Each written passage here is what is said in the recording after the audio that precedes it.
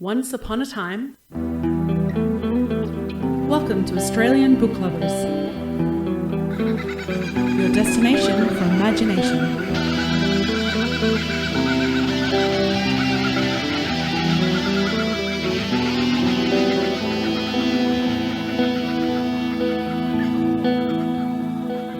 A big warm welcome to everyone and a huge thank you for joining us for the Australian Book Lovers podcast, episode number 76.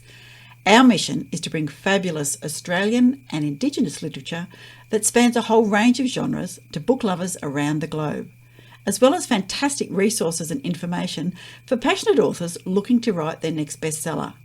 I'm Veronica Strachan, aka V.E. Patton, stumble over there, excuse me, fantasy memoir and picture book writer, reader, and one of your co-founders and hosts, coming to you today from Wurundjeri Woiwurrung country. And I am Darren Kasenkow, dystopian science fiction and horror author, avid reader, and one of your co-founders and co-presenters for the Australian Book Lovers podcast, coming to you today from, once again, a gloriously sunny Ghana country here in the mid-coast of South Australia. May the sunshine continue for at least a few more days, because it's like, I just don't know, you just think it's summer and then it disappears, and then it comes back and it disappears. Absolutely. And, you know, you're just rubbing it in because, you know, we've had some freezing days over here in Wurundjeri country. It has been its usual beautiful Melbourne 4 seasons in one day. You know, I saw someone mention on Twitter, beautiful one day, central heating on the next. I thought, yeah, that's about right. Pretty close. Just got back from a trip to the bush for a little bit of riding and a little bit of relaxation, and yeah, definitely sunburn by day sort of weather, and then that night, you know, a couple of bit of logs in the old wood fire, so a little bit of both worlds. So definitely, hot by day, cool by night. But episode 76 is here. It is indeed. And we've got quite a lot coming up on this show. We've got a spectacular interview with author Joshua Hall, who's going to tell us all about his latest release called The Reign of the Mad God. So you can it's a tongue twister of the one. It's either Reign of the Mad God or Reign of the Made God. But yes, of course, we've got news, we've got Writers Lounge, we've got the Readers Cafe, we've got all sorts. But Veronica, would you like to know a tiny little bit about 76? Indeed. Tell me a little bit about 76. Well, apparently number 76 is intuitive and it can perceive opportunities others might miss. It is also considered an introspective number and it has the ability to arrive at unique solutions. So there we go, 76. Very good. Yeah, mate, I'll wear that proud for this episode. We can hopefully find opportunities others might miss. I don't know what those might be, but I definitely like the idea of arriving at unique solutions. Very good. Can I tell you about the Bingo 76 before you tell us what happened? My head is down and my ears are ready. So 76, the bingo call is trombones. Oh, okay. Do you know why that is? I think you might be too young to know what that is.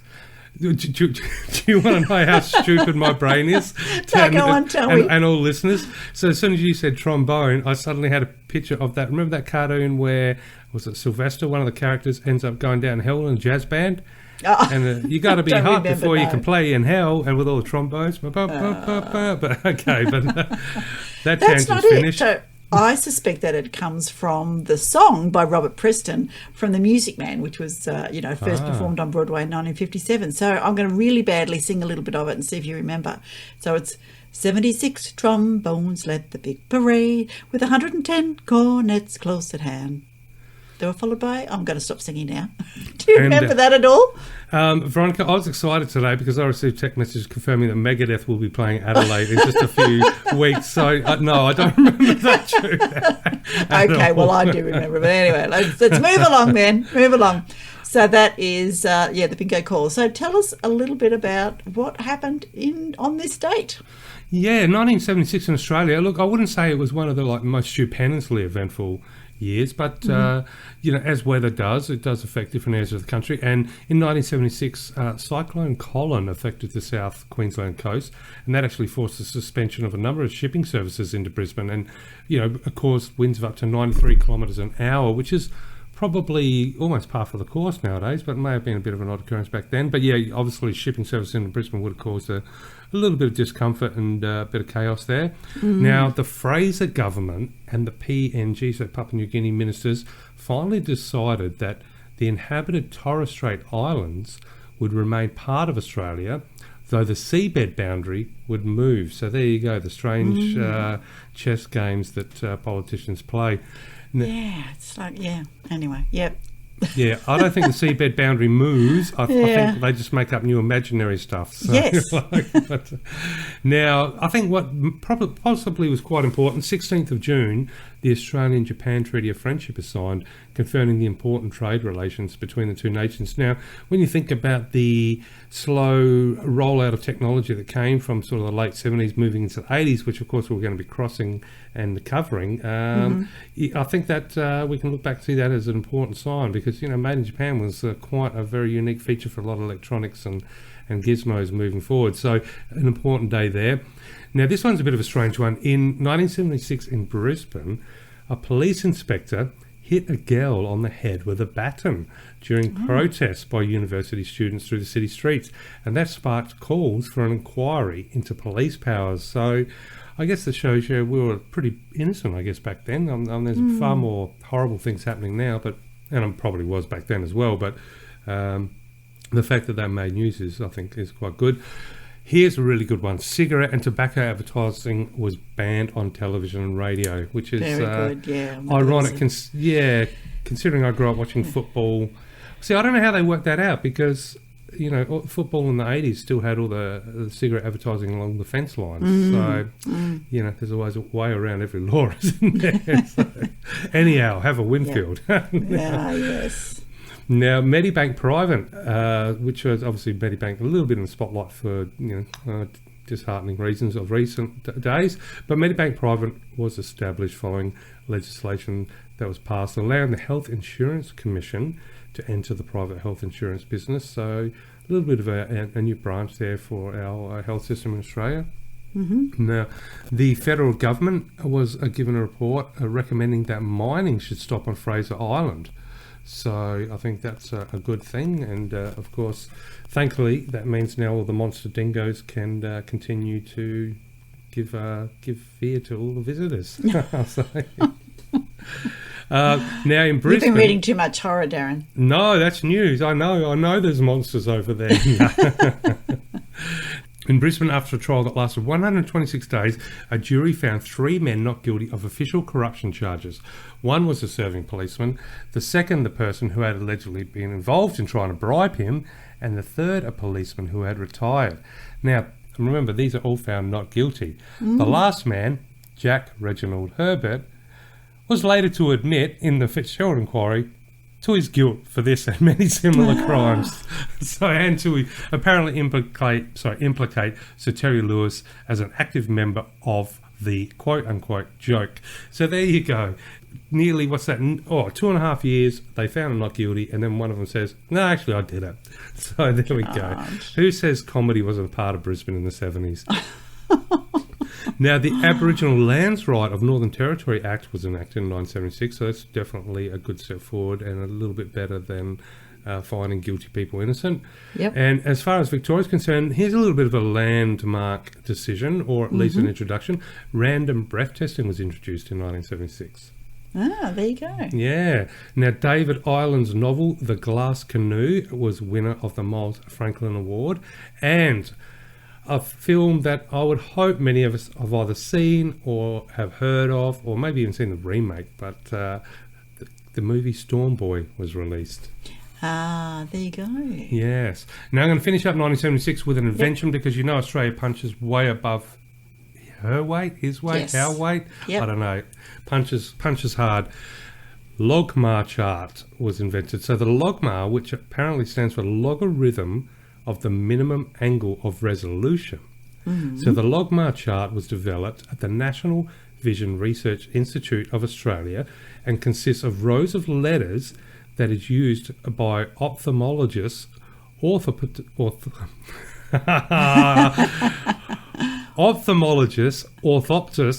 optometrists and vision scientists Yep. to eliminate visual acuity. It was designed to enable a more accurate estimate of acuity than other charts and is recommended particularly in a research setting. So I'm assuming, is that like where you cover one eye and read the chart? Yeah, the big letters. And having, been the general manager of outpatients at the Royal Victorian Eye and Ear Hospital, you think I would have known that, but that's very bad of me not to know. But that's a bit of an obscure one.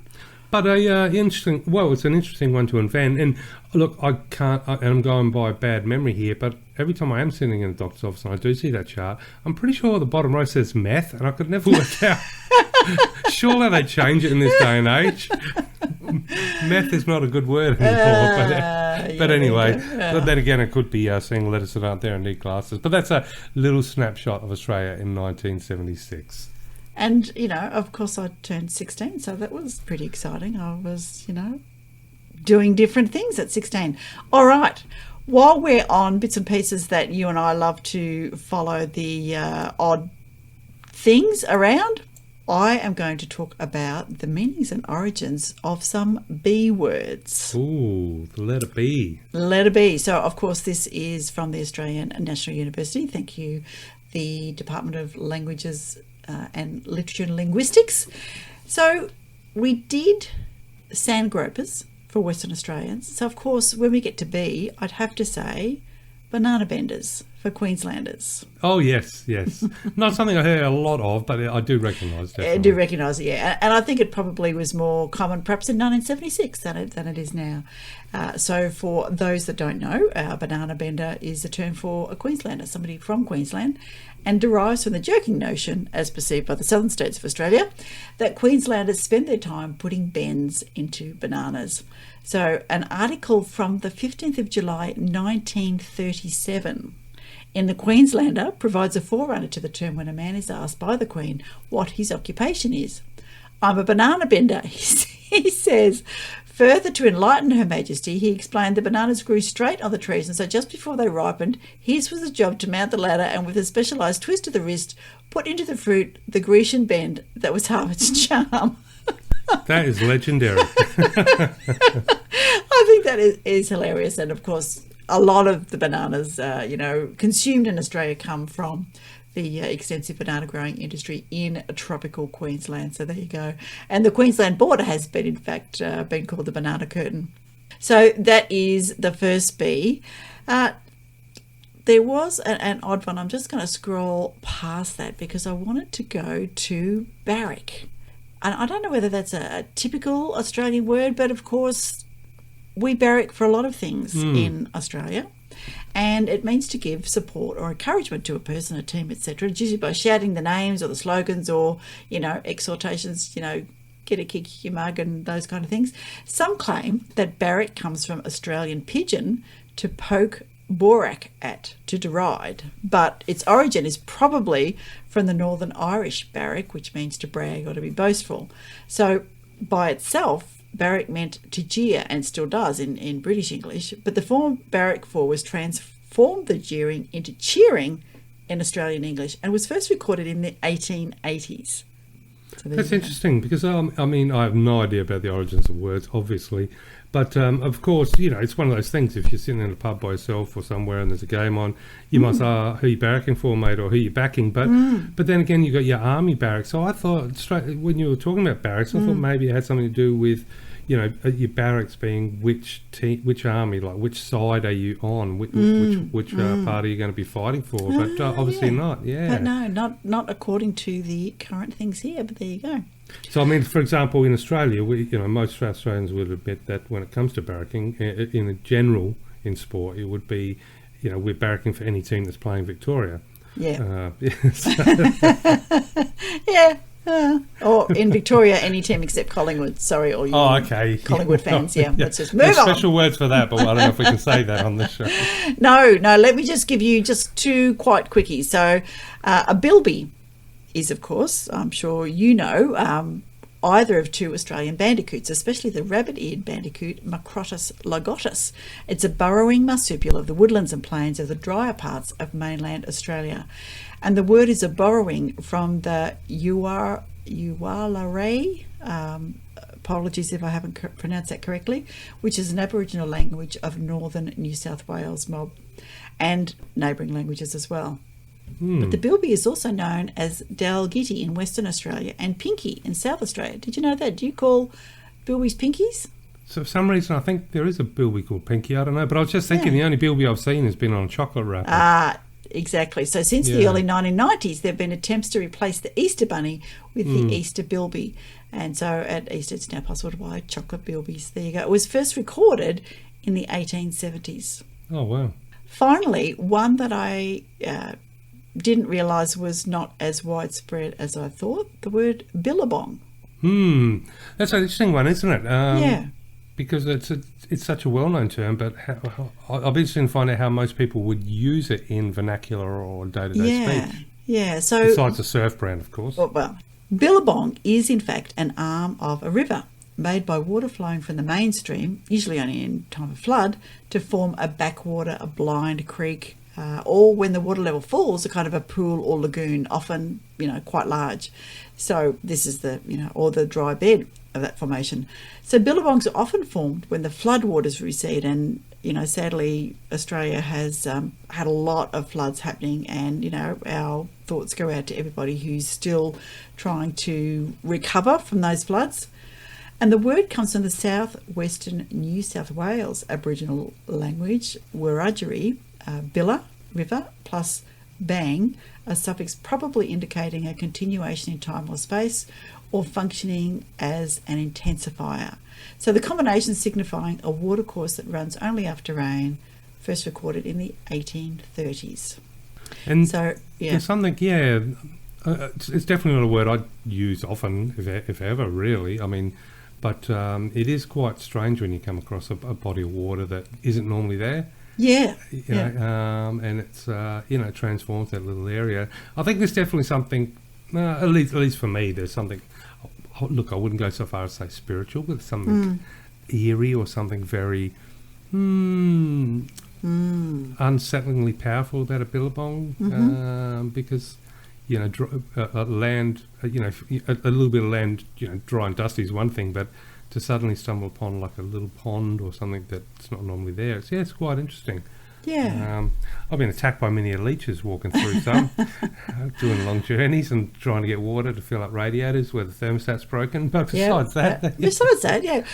The other thing of interest, and the reason I say it's perhaps not as widespread, and it made me rethink using, Australian slang or those kind of things, colloquialisms in my own book, was I had a Kiwi was editing my first book, the Ochre Dragon, and she didn't know what a billabong was, nor a willy willy, which is of course a small little tornado that happens when it swirls up the leaves and dust and that kind of thing. I think we've had that in the things as well. So you think, okay, I need to just check, as we do about Stobie poles, which only exist in South Australia and really are just telegraph poles or electricity poles in the rest of the country. But they are quite different, so they need their own word.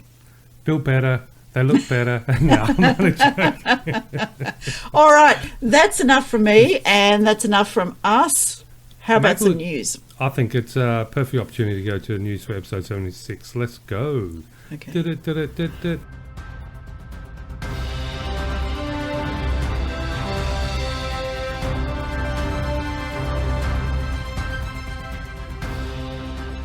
Now that you've put aside the thought of me singing 76 trombones, I wanted to give you some really significant information about support for the whole arts sector. So the Albanese government has released Revive, which is Australia's first national cultural policy in 10 years.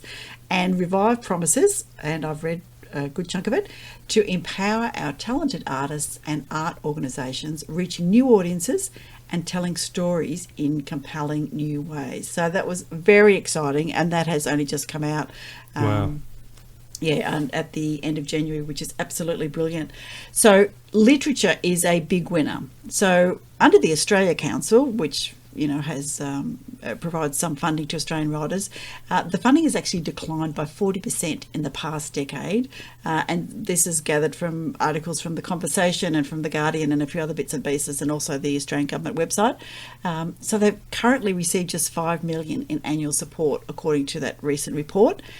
There's going to be a new bespoke body established. It's going to be called Creative Australia, and Writing Australia will be one of the parts of that, which is just fantastic.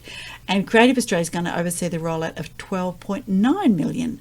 And one of the things is to extend lending rights to writers for audio and ebook loan. So you know that it's not, it's something that we've known, that I've talked about. The Australian Society of Authors have been lobbying for some time, because if you register your paperback currently and you have it in the Library of Australia and libraries buy it, then you will receive a small stipend every time somebody borrows it. What they're now going to do is say, yep, not only paperbacks, but we can support audiobooks and ebooks as well. So that is absolutely brilliant. That's incredible. That's great. Yeah. And not only that, I think, as far as the crows flies, I think I'm, let's see, sitting here right now, possibly 60 kilometres, maybe a little bit more. Let's call it 80 from the actual Kangaroo Island. Mm-hmm. That includes the obviously the water, the straits between the land masses. Yep. And there's a little shed on there that was home for a big contract that got nearly just under $1 billion from the Liberal government for Manus Island protection. So I'm wondering, well, we should just set up a little. I can whip up a shed in my backyard here. And like for the creative stuff, for this new wave, let's go for $500 million. Why not? Let's do it. We'll keep dreaming, Darren. Yeah, I will watch the space with interest. Okay. But it is really good to see that the government's kind of has listened to the writing community. It is amazing. It's what a beautiful step forward. That's great. Yeah, absolutely. And, just got to mention the odd fact, which I think a lot of people might be aware, but Arts Minister Tony Burke, so this is the Federal Arts Minister, famously starts his day by reading poetry. So, yeah, there you go. He acknowledged that we've, writers in particular have been deeply underfunded in the past. So there you go. So that was my absolutely big news. So if you want to see more about, just Google Revive and you can download the document, have a read. It's not that long. Excellent. The other thing that I wanted to just mention as news is the winners of the Victorian Premier's Literary Awards. And I really encourage people to go and look up the winners. I'm just going to mention their names, but there's just so many really different and diverse stories that have won, which is just brilliant. So the winner of fiction and the winner of the overall Victorian Prize for Literature is Cold Enough for Snow by Jessica A.U. And I will just do the blurb for this one because that is the winner. So at just under 100 pages, the premise of the book is deceptively simple. A mother and daughter travel to rain Mr. Japan together, revealing gaps in their ability to communicate. Into these gaps, A.U., this is the author, writes tenderly of mother-daughter relationships, of the immigrant experience of dislocation, and of a profound love and appreciation for the transformative qualities of art. So there you go. It's a cool, measured sip of water. It has prose, and its exquisite prose and hypnotic pace is a restorative tonic that refocuses our attention on the small, treasured details of connection and history. So there you go. That sounds wonderful. Winner of Indigenous Writing is The Upwelling by Lystra Rose. Winner of Non-Fiction is Root and Branch, Essays on Inheritance by Ida Gunaden. Winner of Poetry, At the Altar of Touch by Gavin Wan Gao. Winner of Writing for Young Adults, We Who Hunt the Hollow by Kate Murray.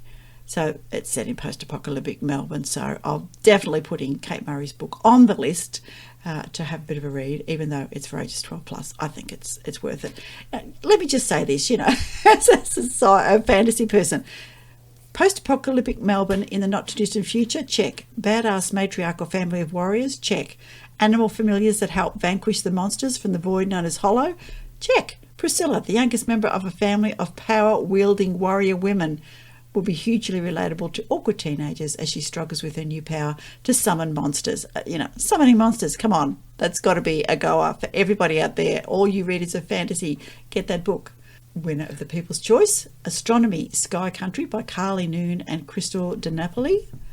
And the winner of drama is The Return by John Harvey. The winner of an unpublished manuscript, One Divine Night by Mick Cummins. So there you go. If you want some more information, visit the Wheeler Centre and learn more about the awards and get yourself onto the list for next year. Look in your own state and territory about what is available, because there's some really good support for those people who are acknowledged as winners. Lots of people, read and judge the book. So again, sharing your art in a much wider sphere. Goes without saying, huge congratulations to everyone that you've just mentioned through, and all the titles and the artwork. And wow. It's a lot of different ground there you covered too. Dystopian Melbourne, of course, you got me interested already. Yeah, and look, the astronomy one, the People's Choice, which is the latest book in the First Knowledges series, exploring the fascinating connections between cultural and environmental practices and the behaviour of celestial bodies, particularly the Earth's moon. It shows how ancient Aboriginal knowledges and stories provide important information about waxing and waning moons and the tides and much more. And I'm still reading Sand Talk by Tyson now. I've absolutely forgotten his name. Sorry about that, Tyson. Which again is, connecting all of those cultural things. Just fascinating. So much good reading. Whether you want education, entertainment, or enlightenment.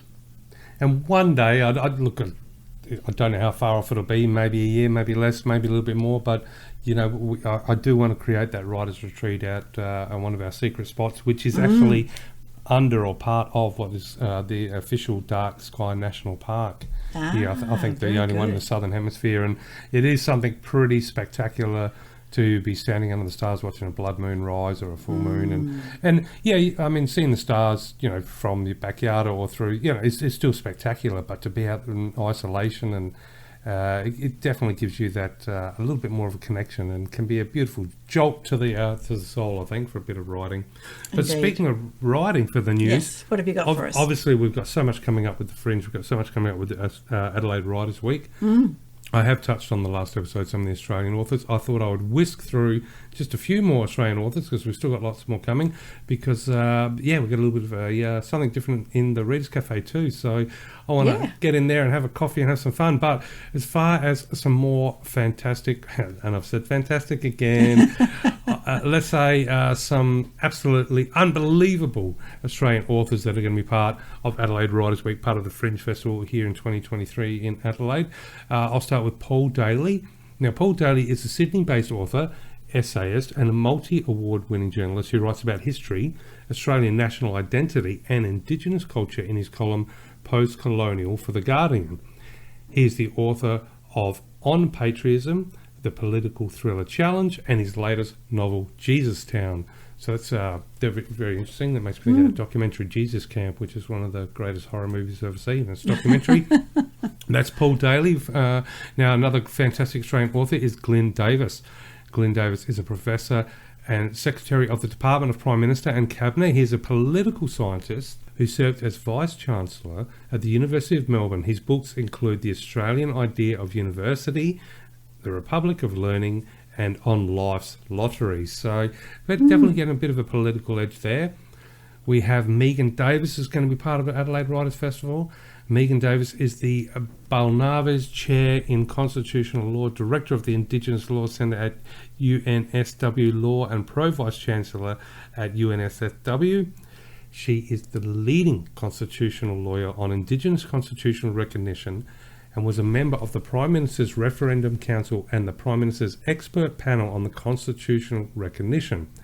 She is a cobble woman from the southwest Queensland. Her new book, co-authored with George Williams, is Everything You Need to Know About the Uluru Statement from the Heart, and that is Megan Davis. So what a powerhouse author to be part of the wonderful festivities down here. So very special absolutely. there. I've heard her speak a couple of times. So, I've been following the voice development and all of that, and she's fantastic. Excellent. We also have Bridget Delaney. Now, Bridget Delaney is a speechwriter for Labor Minister Katie Gallagher. She was previously a journalist for The Guardian and wrote a popular weekly column, Bridget Delaney's Diary. that was widely read in Australia, the US and the UK. She was the co-founder of the Mercy Campaign, an anti-death penalty movement, and co-created the Netflix TV comedy Wellmania. She is the author of 4 books, This Restless Life, Wild Things, Wellmania, and Reasons Not to Worry. And yet another stupendously super cool author, Australian author, should I say, part of the festivities, is Tim Dunlop. Now, Tim Dunlop is a Melbourne-based writer. His 4 books are an ongoing argument with the status quo, taking on the tired ideas of the political class and offering a better way forward. His new book, Voices of Us, examines the 2022 election and the emergence of independence as a new political force. So, yeah, definitely I think if... We've got listeners out there that are interested in the political aspects of our culture here in Australia, which can be cover many a different coloured spectrum wheel, but there's definitely quite a few political or politically guided authors and people, subject matter as part of the Rise Festival, which is really good, I think, because it has been quite topsy-turvy the last few years with everything, with COVID and politics and everything in between. But we also have John Fain. Now, John Fain is an award-winning journalist who, until October 2019, hosted the morning broadcast for the ABC Radio Melbourne for more than 20 years. He certainly did. Yeah. Listen to him a lot. He regularly contributes to major newspapers with opinion pieces and has been nominated for 3 Walkley Awards. Apollo and Thelma, A True Tall Tale is his second book. So that is just, yet again, a little introduction to some of the stupendously, let me think of another adjective here, ultra amazing and out of this world Australian authors that are going to be joining us down here in the fair city of Adelaide for part of Adelaide Writers Week and part of the Fringe Festival in general. We've still got a whole heap more, so I can't wait to let you know a little bit more in the next episode, and obviously some of the big events that are coming up as the program unfolds. But that is the news that I have, and I guess now we've done the news. We've covered a little bit. And, before we do that, I know where you're going. I just wanted to say, if listeners think that there's too much Victorian and South Australian news and events happening, please let us know. I must admit, I did, go home to my roots this today, but there was some national news as well. But if you've got something from another state or territory that is rightly or readily relevant, please drop us a line and send us the link. Approach us on social media and we will talk about it or get you on to talk about it. Absolutely. Look, if you are an author, and even if you're just going to have 2 little author readings or maybe 1 little book promo at your local library, jump onto the website, go to the podcast page, hit the feedback button and let us know about it. And because that is news, and that's what it's going to be. That's what the news is all about. Yes, a little bit. Well, we have got the Fringe coming here, but as the Fringe wraps down, we'll definitely be looking across all of Australia, because I think it's going to, there's going to be a lot going for this whole year, and it's I can't wait to see just what a beautiful time. The big cultural policy, whether that sort of encourages and seeds further investment in the arts, and particularly literature, of course, which is what I'm interested in. So there you go. Anyway, as you were saying, Darren. Well, we've covered the news. We've had a little bit of a snapshot into Australia in 1976. I had my head down, and once again I lost a bingo. Never have won yet. Probably never will. But maybe before we head towards the the super cool interview with Joshua Hall, who has a lot to tell us about a reign of gods and and illustrations and a little bit of a mishmash of medium, it was such a really interesting interview. How about we grab coffee? Because I've got a little bit of fun for you in this cafe. I've even had to bring an 80s boombox to help with it. But let's step in and I'll let you know.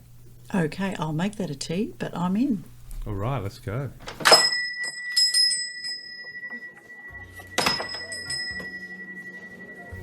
So we're in the Reader's Cafe. Now, I know last time I was having a bit of I think it was a nice coffee, chocky style milkshake, but I think I'm going to go back to a good old strong coffee, maybe a Turkish coffee. Did I ever tell you about the Turkish coffee story, Veronica? No, you didn't. So this is a dead set truth, and so I'm going to tell the real quick version. But my good friend and I, we're having a double date, and we went to a little cafe just down the coast here, a little bit, maybe 20 minutes from where we are now. And I ordered Turkish coffee because I got introduced to that by a pizza shop owner who I did pizza deliveries for. Anyway, the lady came out, and it was your classic little Greek cafe, and there's a little old man sitting in the corner just watching, which was a little bit creepy, but anyway. The lady came out and gave myself and my friend the Turkish coffee, and the girls had, I think, they just had like cups of tea and water, I can't remember. Anyway, the lady said, "Oh, when you don't drink it all, just leave a little bit at the bottom of the cup." And I was like, okay. So we both did that, and then she came over at the end and tipped our cups upside down and proceeded to tell us little snapshots of our future, which we didn't ask for. And I won't go into what she said, of course, but she did say something that was like completely out of, like, just didn't seem possible at the time with regards to something to do with my friend. And when we left, after we dropped the girls off, he was a little bit unsettled, and he told me something that was he'd never revealed, which, you know, nobody could know, and this lady had said it. And I was really... So a couple of weeks later, we'd double date again. We went, and the girls ordered up Turkish coffee and asked for her to come and read their future, and the lady refused, and that was the end of that. So there's my little... So I'm going to have a strong little Turkish coffee. What coffee are you having? Well, no, you'll be having a tea, I'm having a cup of tea, and I'll go with what I had this morning when I was doing some editing, and it was nice and refreshing. It was a lemon and ginger. So, yeah, a little bit of a zing, a little bit of acid to get rid of the sleepiness, and that was lovely. Oh, beautiful. Yeah. Well, it's something a little bit different for the Readers Cafe. I thought we're sitting in here just enjoying. We've got a really cool interview coming up with Joshua Hall. Now, his book, Reign of the Mad God, or the Maid God, depending, of course. It has a split meaning, a mirror meaning. It did have me thinking about gods and stuff, which we'll hear when we talk about it in the interview. But then I thought, well, maybe it's time. So going back to, I think, roughly 1996, I was lucky enough to be involved in having some of my short stories published in a book called Peroxium Press by a publisher company called Peroxium Press. So it was actually its first release. Now, Peroxium Press are still publishing today, and I am definitely looking forward to talking with the sort of director owner of that publisher company very soon. Nonetheless, I did decide to maybe pull out one of those original stories written so long ago, so a little bit cringy and a little bit embarrassing, but I did make a little bit of an audio short for one of my very first stories ever published. And I thought, well, because I am working on some brand new stuff in between the sequel and everything like that, so I thought, why not? We're about to step into the realm of gods and medium crossovers between illustration and writing, and I thought, well, hopefully no one in the cafe around us bothers, is bother too much, but I'm going to pop my boombox on the table and sip a little bit more of my future-telling Turkish coffee, and I thought I'd play you my little reading of my original story, which appeared in 1996. So this is definitely back in the day, so I can it's going to be red cheeks for me and red ears listening to it. A little bit of audio production, but yeah, so something a little bit different, and I thought it fits the theme coming up with the interview, and pretty soon I will hopefully, I will be letting everyone hear one of the new versions. So I guess, readers, you can make up your mind if I've improved or whether I should just give up and go to doing, I don't know. Stick to podcasting. A bit bottling sand and selling it to rich Arabs. But, or maybe podcasting, but no. So, but yeah, here we go, Veronica. Here's one of my very first published stories in audio form. Which I thought was a little bit, I'll spook out the cafe a little bit while we sip on the Turkish coffee and try not to pay attention to that strange old man sitting in the corner watching us.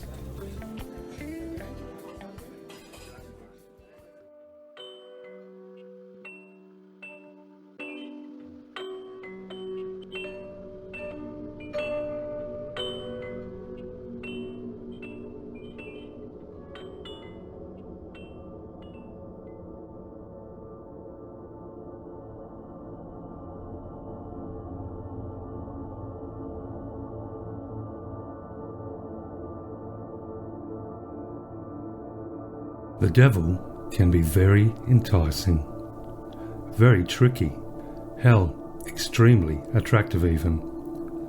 I've never actually seen the creature, but I suspect I've been to its house. When I tell people about it, I lie and try to explain that it was an accident. But destiny, I fear, is no accident, when sometimes it is our own hands that mould the heartbreak. It's easy to stand in front of a mirror and wish blame to bounce off into the distance. It's even easier to go insane. Both I have done, in the company of others who explored in the same manner, and together we have seen the gateway used by the gods. Know now that I have no doubt there are many more scattered across the globe. However, I can aid the map with only one discovery, which is more than enough. I cannot reveal the city except to say it is known as the City of Churches. There is a street within the heart of the city, a street with a name I am unable to reveal, although I can tell you it runs west and ends at a graveyard the size of 2 city blocks. 3/4 of the distance of the road away from the graveyard, approximately 1,350 metres, lies an abandoned church which has not been used for nearly 5 years. There is a small, unkempt garden dividing the church from the main road, a garden which had long ago ceased any attempt to spread over the small concrete fence which surrounded the property. Facing the church you would notice 2 things if you looked hard enough: that there was no actual cross to be seen, and nothing actually moved within the property. Not a single bird rested upon the solemn trees which scattered the property. Not a mouse scurried and not a single web was spun. Besides these things, its appearance was nothing unusual.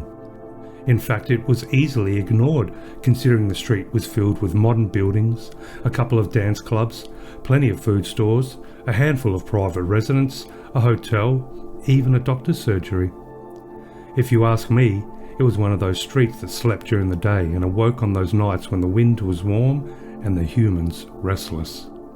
All through summer, people pace up and down the street deep into the night, usually grabbing food and indulging in conversations which involved a moan, a laugh and a burp. Who knows, you may have been on this street at one stage or another. I am no angel, nor are any of my companions. And while my friends and I are no angels, and as much as the darkness can sometimes be comforting, we are not the lovers of the devil either. On this night, we were simply extending our ability to indulge, for want of a better word. Many a drink was consumed in the modern townhouse which faced the backyard of the church. I have sworn that no names will be mentioned here, but I can tell you there were 5 of us, including myself.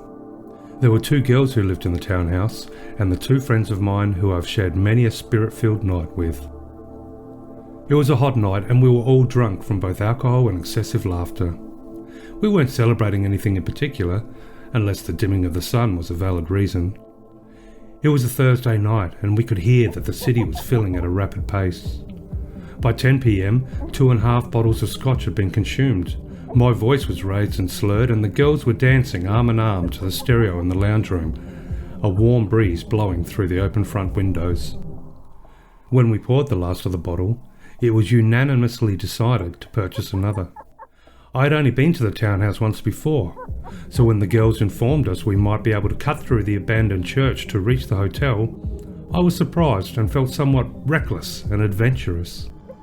I cannot reach a decision as to which is worse: experiencing a frightening situation, or looking back and wondering, if only.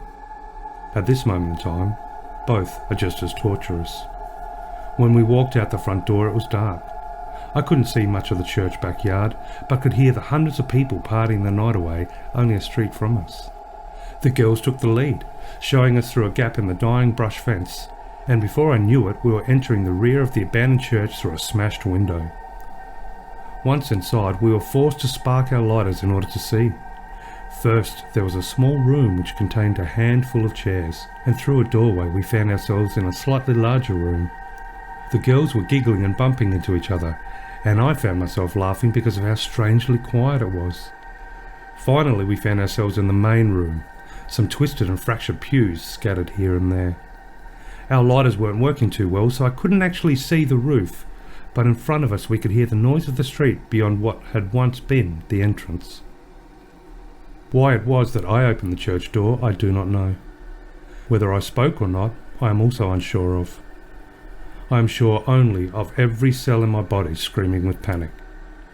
Right up until the exact moment that I pulled the withered wooden door towards me, the noise of the city streets filled the front room of the church. The second the door moved towards my stomach, the noise vanished, replaced with the sound of a light wind blowing, only it felt as though it were coming from within my skull.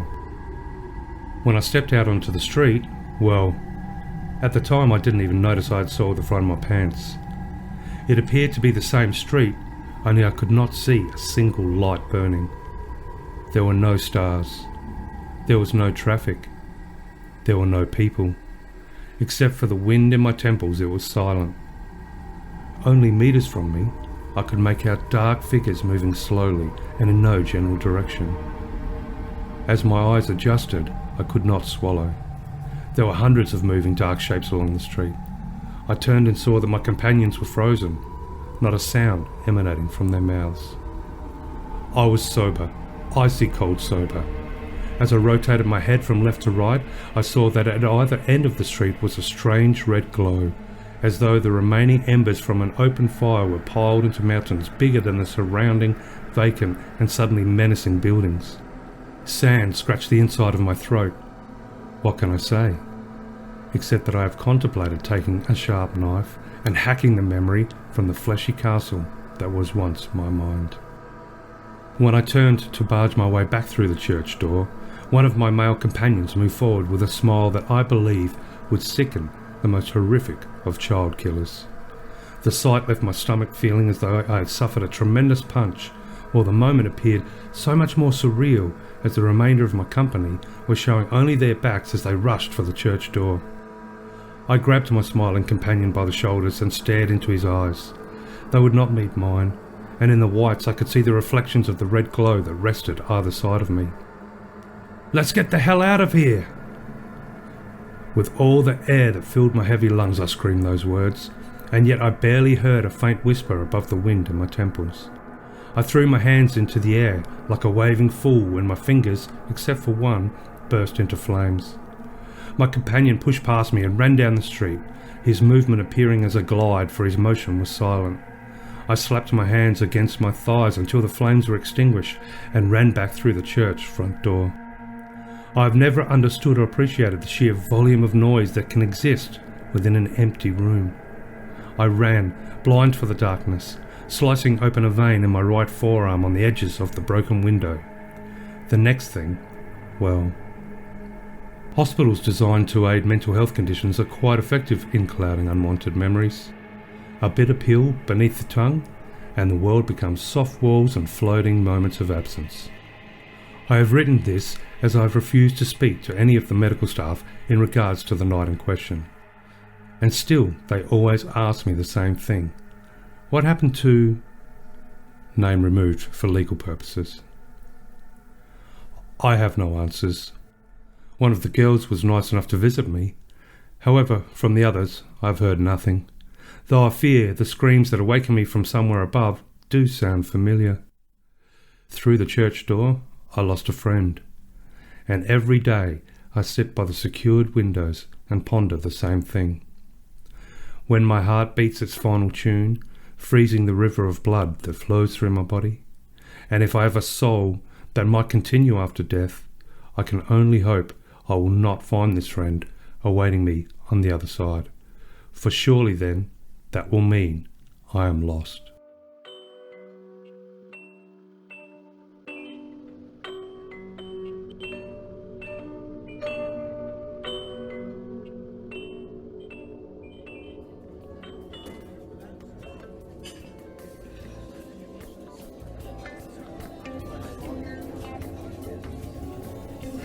So there you go. I think a few patrons have left the cafe, but there is a few looking at us a little bit weird. But I'm going to hit stop on the tape deck on that boom box, and that was my little audio book. So there you go, Veronica. One of my original stories, and dear listeners, one of my very original stories. But looking forward to bringing a brand new one, which I've put the finishing touches on, and hopefully gives a bit of a snapshot and shows, the way we can change as writers and storytellers from point A to point B. Everything is experience. So I believe the word is unsettling. Yeah, I think unsettling, definitely. As is the bill nowadays for these coffees. So I'm looking at it going... Let's get out of this cafe. So how about we walk out of the cafe before we get booted out, and then I'll meet you on the other side, and let's talk about Josh. See you there on the other side. Okay. So talking about, I guess, gateways to the gods, and having throwing a little bit of a curveball into the cafe, and putting a bit of spooky ooky stuff in there. But it was an absolute privilege to have the opportunity to talk with author Joshua Hall regarding his brand new release, which is a little bit of it's an illustration. It's a different sort of medium, and I do owe Josh a bit of an apology. I was hoping to get the interview out quicker, but obviously things sometimes get in the way. But I think when you have a listen, you'll be glad to hear it nonetheless, because he's a really interesting character, really interesting author, and he's really going for some, I guess, universal themes. I think deep themes, even on the surface. There's the concept of just creating gods and creating monsters, and that mashup of illustration. But as far as the book itself, I'll read a quick synopsis before I introduce the interview. So, after experiencing paradise, humanity must now endure perdition. Through a series of journal entries and illustrations by supposed prophets, we follow the settlement known as the Varangian Guard as they try to move through the New World. Though they are strong, militarized and skilled enclave, the New World is an unforgiving place. From the towering constructs that are inquisitors to the ever-hungering Rakshasas, the New World is never short of horrors to send after humanity. Our survivors will need to learn to trust those even outside their home, as the path to salvation cannot be walked with mere guns and bullets alone. Do not let your eyes deceive you in this new world. There is no magic here, only science. Yeah, I really love that the path to salvation cannot be achieved with guns and bullets alone, was it? Yeah, that's good. I remember reading that when we were getting ready for the episode, thinking, yeah, I like it. Makes me think of that fantastic song with Gary Moore and Thin Lizzy back in the day. Now, it's so good, Out in the Fields. But I think it was no prophet or religion ever could stop the bullet from a gun. Well, I think you need to sing it, because I had to sing 76 trombones. No, I want people to enjoy the interview, because this is a fantastic interview. All right. I do not want to ruin it for anybody. Radio, let's jump in and hear what Joshua Hall has to say. Yeah, it's Joshua Hall interview. It was an amazing experience, and ladies and gentlemen, I'm sure you're going to love it just as much as I had the opportunity to talk with him. So much ground to cover. Here we go.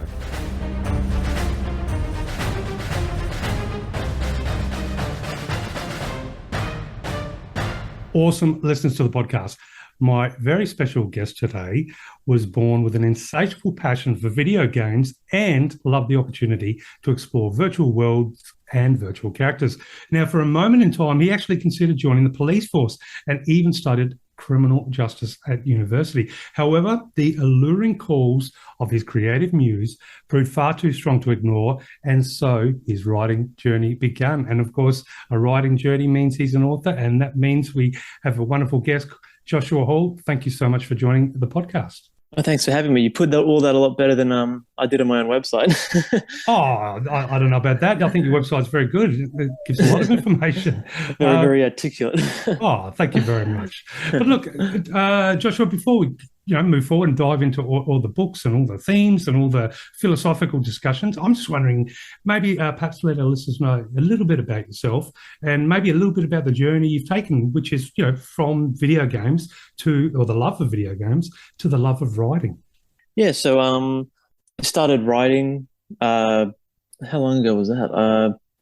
I can never really remember exactly how long ago it was, but it was a few years, maybe 3-5 years ago.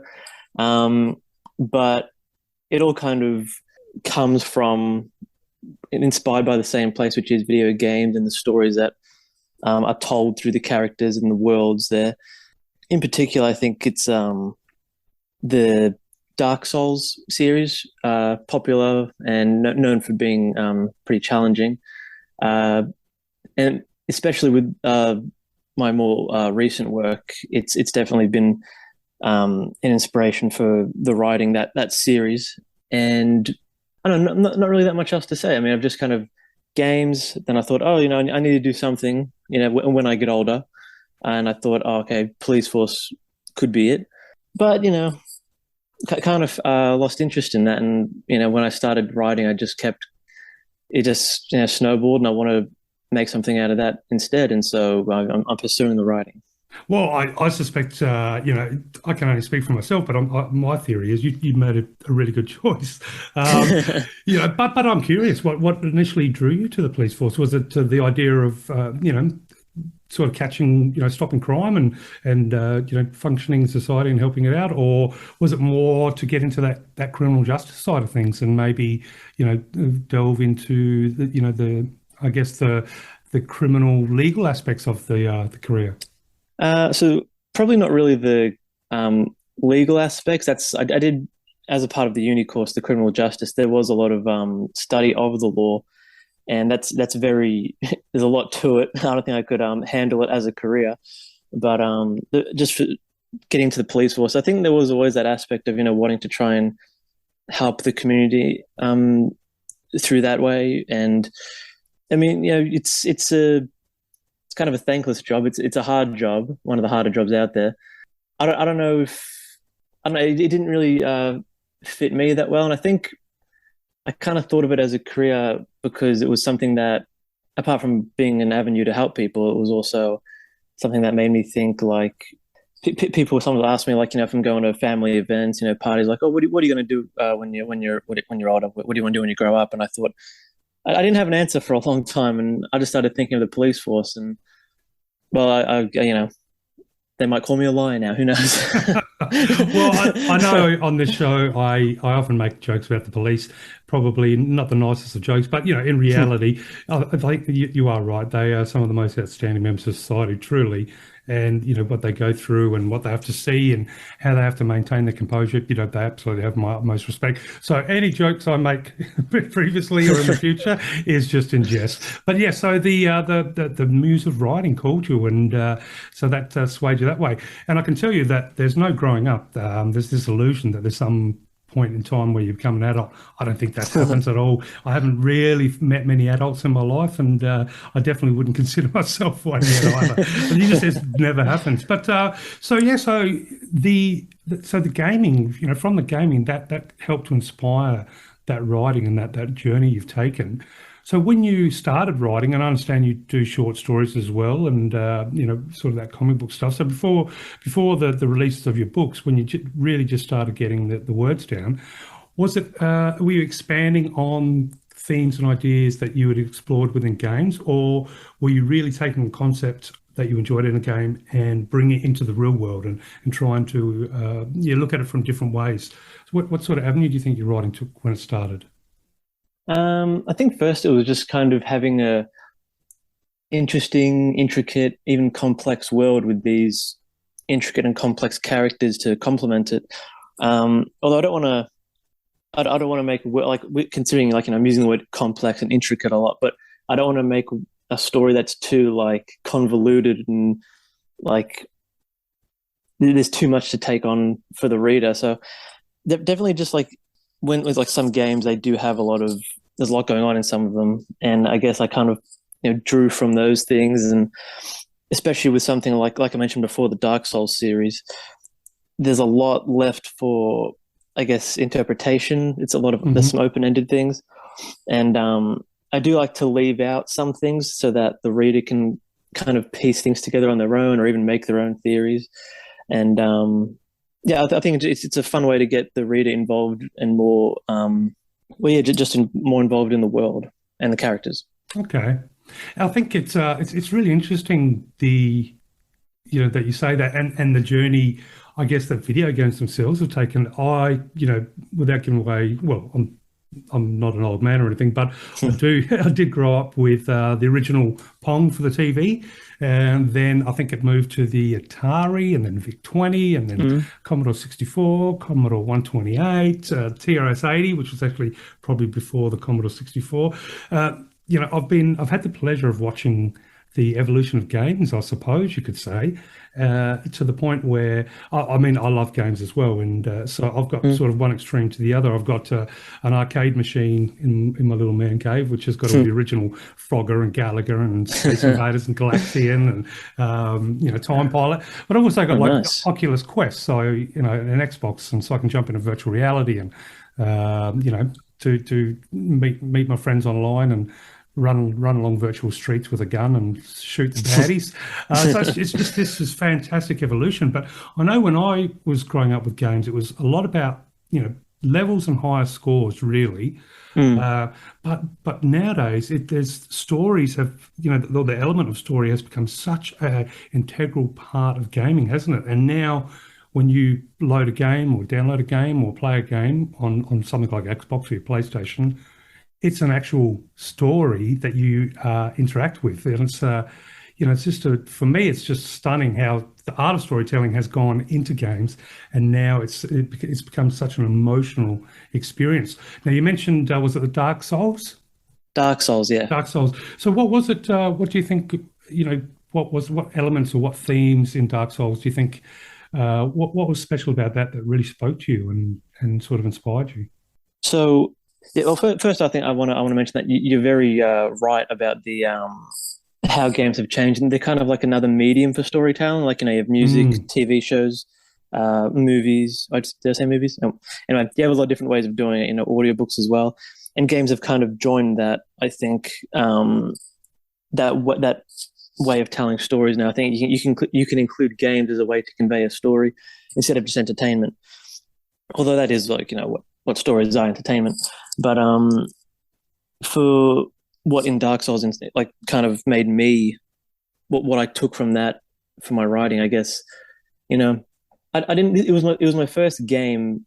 I'm trying to remember the company. I can't remember the company's name. But I'm actually drawing a blank on it. But Namco, I think. But anyway, it was my first time playing one of their games, and I didn't really know what I was in for. I didn't realize how challenging it would be. It was frustrating, but I liked the challenge. It didn't just hand you the story or like progression. You had to really like work for it and earn it. And I like that you can't really make the reader work towards, finishing the story, but you can intrigue them by leaving little nuggets of information about the world, about other characters. And I just like that form of storytelling. And it was I know it just kind of pulled me in because, like I said before, it gets the audience involved because they have to kind of, you're not just passively, experiencing it. You have to kind of be a part of it, and I like that. Yeah, no, I'm glad you said that because I think that's on point. I know I was going back a week or so, I suppose. I'd had a few drinks and had the courage up, so I thought I'd crack the Frogger, and it's a lot of frustration. But getting that frog to the top, it's challenging, believe me. But it's in no way enticing me into the story. I didn't feel like a frog at any part, and I really just hated how hard it was. But fast forward to something like The Last of Us, which I played, or a lot of the games today where you really become one with the character and then journey through a world through the character's eyes. So it's such a beautiful twist on reading a story but living the story as well. And it's I think who knows where the evolution of gaming is going to take us moving forward.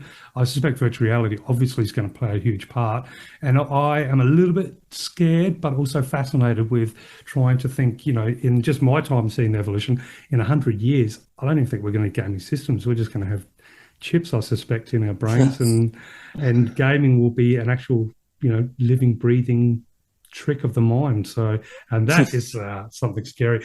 But no, so look, Joshua, you nearly became a police officer, but I'm glad you didn't, because, of course, for all the readers out there, your destiny instead brought you to the art of writing, and that, of course, led to your very first book, Liberate Me.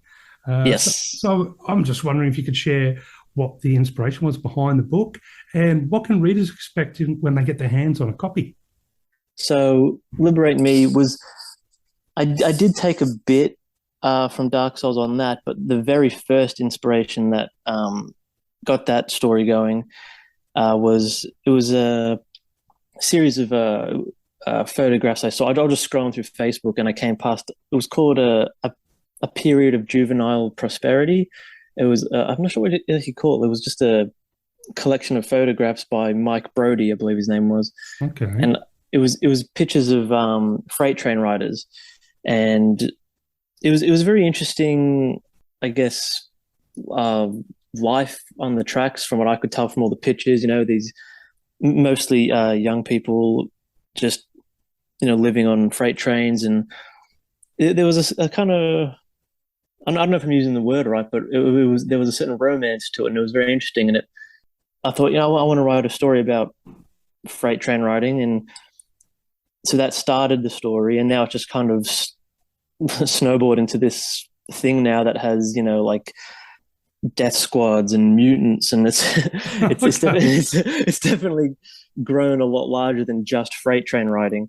But that was the initial thing that kind of kicked off the story. But it does. What a great premise to build a story from. And you're right. I think that there is definitely an element of romance to the whole idea and concept of having your possessions in a backpack or a bag, or something you can carry, and just hopping aboard a train and kind of letting fate decide what sort of opportunities you can explore. And I think that's I didn't realize that that was still happening in today's world. I know that it was it's popular, I guess, to write about, and you think about Central America and through the farmlands and all that. I think in the 50s and 60s, maybe earlier, I always imagined that was that period where people would have to try and find employment somewhere else, and that whole romantic idea of jumping on the train and jumping off at the next station. So that's pretty cool, and definitely a cool way to build a premise. But how did Death Squads come into what formed, or where did the Death Squads come from? You've got me curious, definitely. Yeah, so it kind of that evolved, I guess, from one of the characters, because the story head hops between like three different characters, and I needed one there was originally a character named Warren who was I wouldn't say passive aggressive, but like he had his own trauma in life, and he kind of wanted to hurt people that had caused that trauma, even if they weren't the exact person, just people like them. And these are people who drug abusers and stuff, who getting into fights and all that. But he was a bit too passive, and he didn't bring enough to the story. And I thought, let's give him a little more. And then eventually the name Warren, it felt too weak for the character, and so the character evolved into who's now known as Colton, who's very aggressive, very violent. Some might even say cruel. And then from that, I'm like, what? You've just got this one guy doing it? No, like he has to be a part of something bigger. And so then I thought I'll give him a squad. And what's the squad a part of? And I was like, I'll make a whole unit of squads. And it just kind of got the whole story in the world evolved. And now I've got a prequel coming. Oh, fantastic. And then so it's. The story, I was trying to write it small, but it just kind of blew up. Yes, I think stories have a tendency to do that. And so from a writing perspective, I'm just curious, what sort of discoveries do you think you made for, putting the book together, writing the book, editing it, and I'm guessing you had a lot to do with the production, so the cover and release. Being that it was your first book, what sort of discoveries did you make that you perhaps were surprised to find in the process? That's a good question. What discoveries were there? So I did try writing another book before Liberate Me. I didn't get very far with it. And I think what I learned from that first story that I tried to write, which I would like to revisit at some point in the future, to take some of the good ideas out, but mostly looking back, it's a lot of bad ideas. I think a lot of stories start like that. But so with Liberate Me as well, I think what I learned was like how to pace a story, instead of because I almost introduced maybe some characters and some events a little too quickly, and they didn't have enough time to grow and have any emphasis or any weight to them. So learning how to pace a story. And also when I was also learning to do that, I did try and look up videos on it, and I did get some good advice from, I think his name was Simon Van Boy, if I'm pronouncing his name correctly, who kind of helped with structuring chapters. It was a very simple way he put it, but it was, I don't know, it really helped to kind of structure the story. Okay, so you did get some advice when it came to, as you said, structure and pacing. Those were the big ones, because that's a big part of it. Even with movies now, sometimes when I watch a movie, I'm like, that that showed up way too quick, or there wasn't enough time for that to take place. So I kind of look at things now through the eye of, well, an author, I guess, and think like, how would I have done that differently or better, or could I have even done it better at all? But yeah, pacing, I think, was one of the big things that I had to kind of learn about and develop, and hopefully I've nailed it. Well, yeah, hopefully. But, any aspect of writing, I think you're always mastering. You never master. If that was the case, we'd all be bestsellers in a heartbeat. But I think it's just that art form that, as good as you can get, you can always get better. And that's the beautiful part about it. And I agree, pacing is such a, well, it's not necessarily difficult. It is difficult, but it's extremely important. And there's just so many different methods and different paces, obviously, different rhythms, and everyone has their own rhythm. And I guess, pacing is important, but also that, you have mentioned about characters perhaps being introduced a little bit too quick or with not enough weight to them. And I think that is the what I'd love to be able to master, and maybe one day I'll get close. But I love when I see or read authors or see a movie where the creators or the author have, put a backstory to a character and can transmit that information about that backstory in a very quick and efficient manner. And it could be something visual in a movie sense. It could be a simple paragraph in a novel. But if it's done the right way, the character has instant weight and has an instant background. And I just love people that can do that with their writing. And hopefully I'll be like that one day. Who knows? So you produced Liberate Me and put that out. And now, obviously, the songs of your muse didn't end with Liberate Me, because you have just released a brand new title. Now, you're going to have to help me with this one, because I guess it's called, well, I'm not guessing, it is called Reign of the Mad, bracket E, God, so Reign of the Mad God. Now, it is an illustrated novel, which is just so cool. And I understand it sort of represents, a brand new form of world building, and or at least the start of world building. But the title is such a provocative one, and for me, it's like a metaphorical swinging pendulum between an insane creator and a god built by unseen hands. So that's the kind of this feeling I get from that title. So that's the way I read it. I would love to know how you came up with the title, and what does the title mean to you? So the title, I think that was another thing that was kind of inspired by games, because there was a game I played a while ago called Titanfall on Xbox, and there was I think there was like a story mission called Mad Men, kind of like the TV show, but it had a bracket E, Made Men, and it had a lot of robots in it, and I was like, oh, I like that. It's different. It's interesting. I like Mad Men, Made Men, because and I considering that this story also had a lot of God, religion, spirituality, all that, that's made God, because what is the made God? It's this construct called the answer man, which is kind of how we look at a God, especially in Catholicism and Christianity, as he has the answers. And so this character, the made God, the answer man, he was made by people. So he's, considering where the story goes and where that creation goes, some might say that he's just kind of gone mad. But he's also, he's been made by people. So in the end, I couldn't really settle on if we wanted to be Reign of the Made God, Reign of the Mad God. And I was like, oh, there was that game I played that kind of used both in a clever way. So I think I would borrow that. Nice. Well, I suspect there's some pretty heavy themes in the book.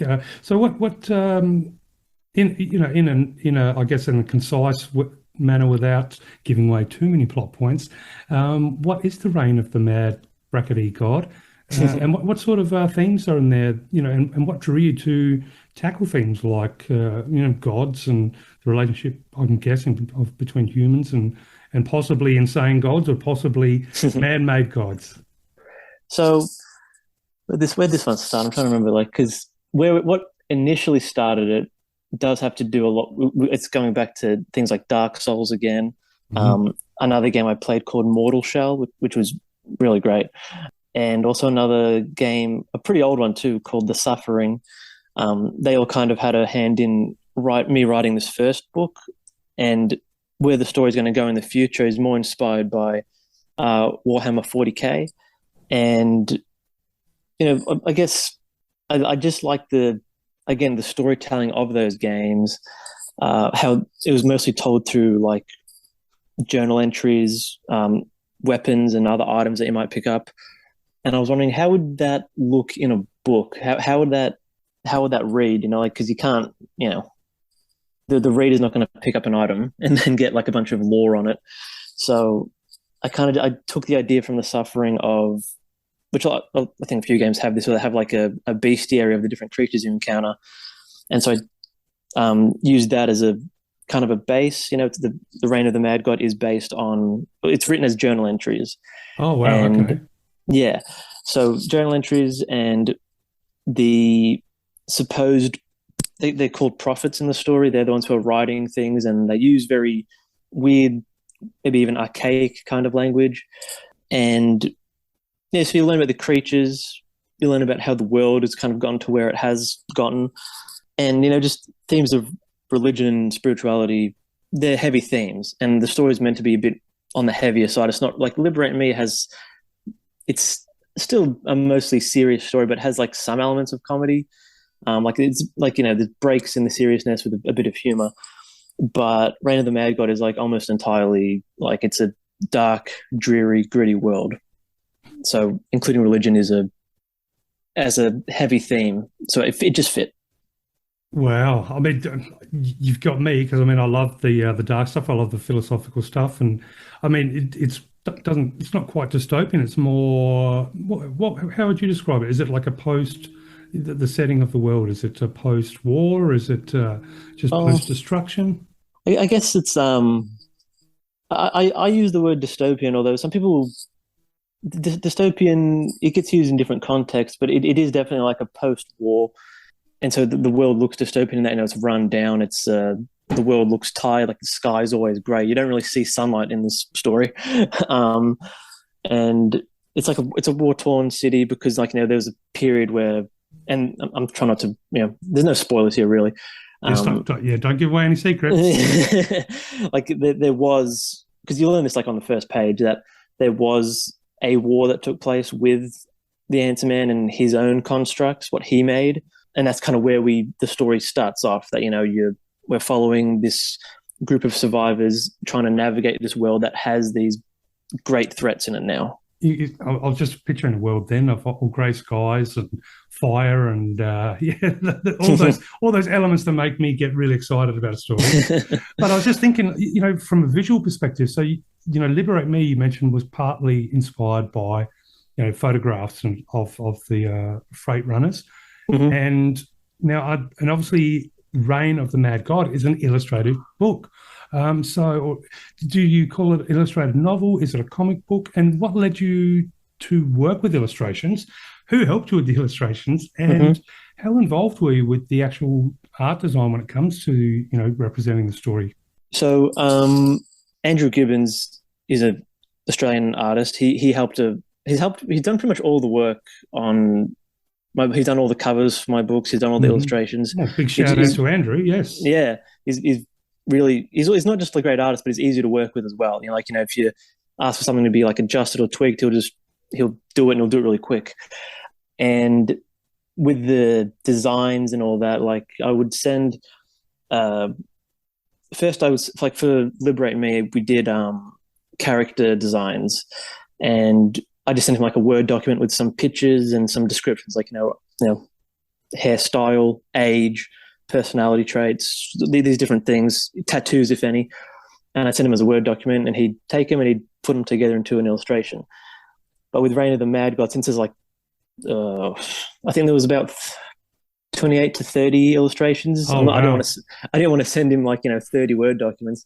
So I just, did like a PowerPoint, and I put, each slide had a different character, a different scene, with the same thing, like references, different descriptions, trying to paint the best picture I could for him to work with.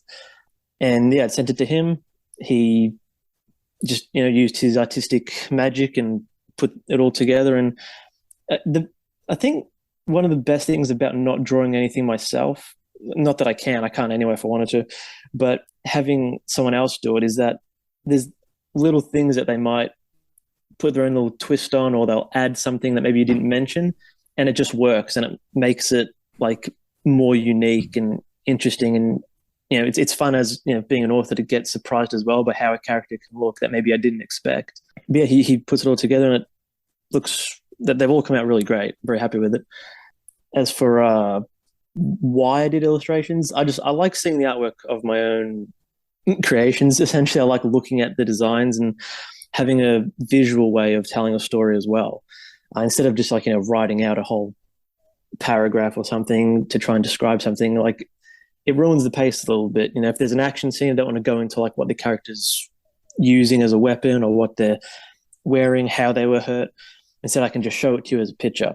So it keeps the pacing going, I think. Okay. So it was definitely, when the kernel of Reign of the Mad God started to sprout, it was always going to be an illustrated book. Well, I know I wrote the whole thing on my iPhone, actually. So oh, wow, there you go. It's not particularly long. It's not I think I can't remember the word counts out of like the official word counts of like what's a short story, what's a novelette, but it was short, and I was like, it could use more flair to it. And I started thinking of doing some pictures, and then I thought, well, we'll try and give every journal entry a picture, which not all of them do have pictures. Some, it just wasn't necessary, but yeah, most do. And I think like it's come out really, really well.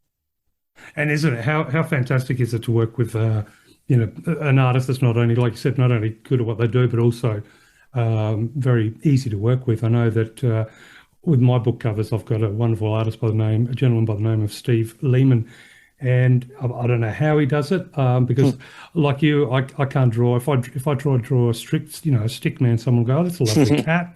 It's not a cat. But I've scribbled down some pretty horrific ideas, take a photo with my phone and then email it to him, and it comes back just beyond my imagination. And like I said, it's something really special as being someone who can't draw, paint, or anything like that.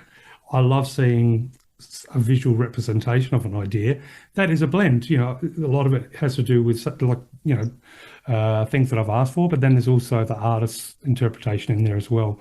And the coming together of two is just stunning. I just love it, and I think it's for me, it's one of the most exciting parts of writing is when a book's nearly ready and can start talking about the cover and going back and forth and watching it go from a sketch to a full-blown piece.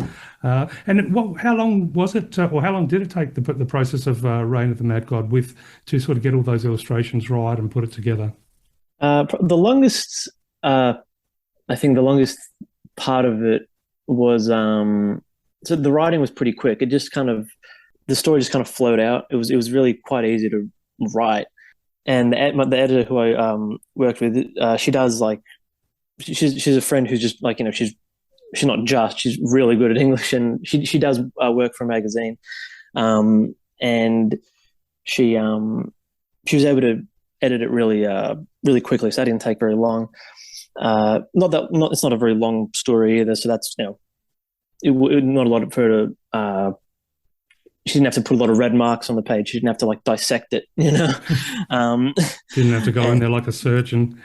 I know for Liberate Me, there were some pages that were just like, there's so much red.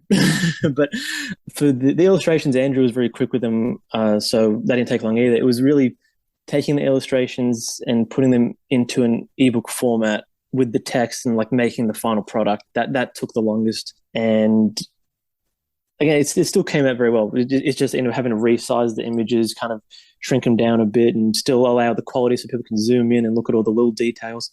That took a bit of time, and in the end, it came out pretty good.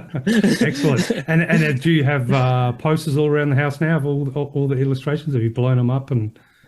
I haven't yet, although there are some bland walls in my room that just like have nothing on them. So I could, although I'd probably choose one of the less creepy illustrations. Don't want to wake up and see a picture of like one of the crazier looking creatures. Oh, you need creepy stuff. And technology is great today. You can go to Bunnings, get yourself a Well, they call them puck lights, so you can have the nice evil red glow underneath there.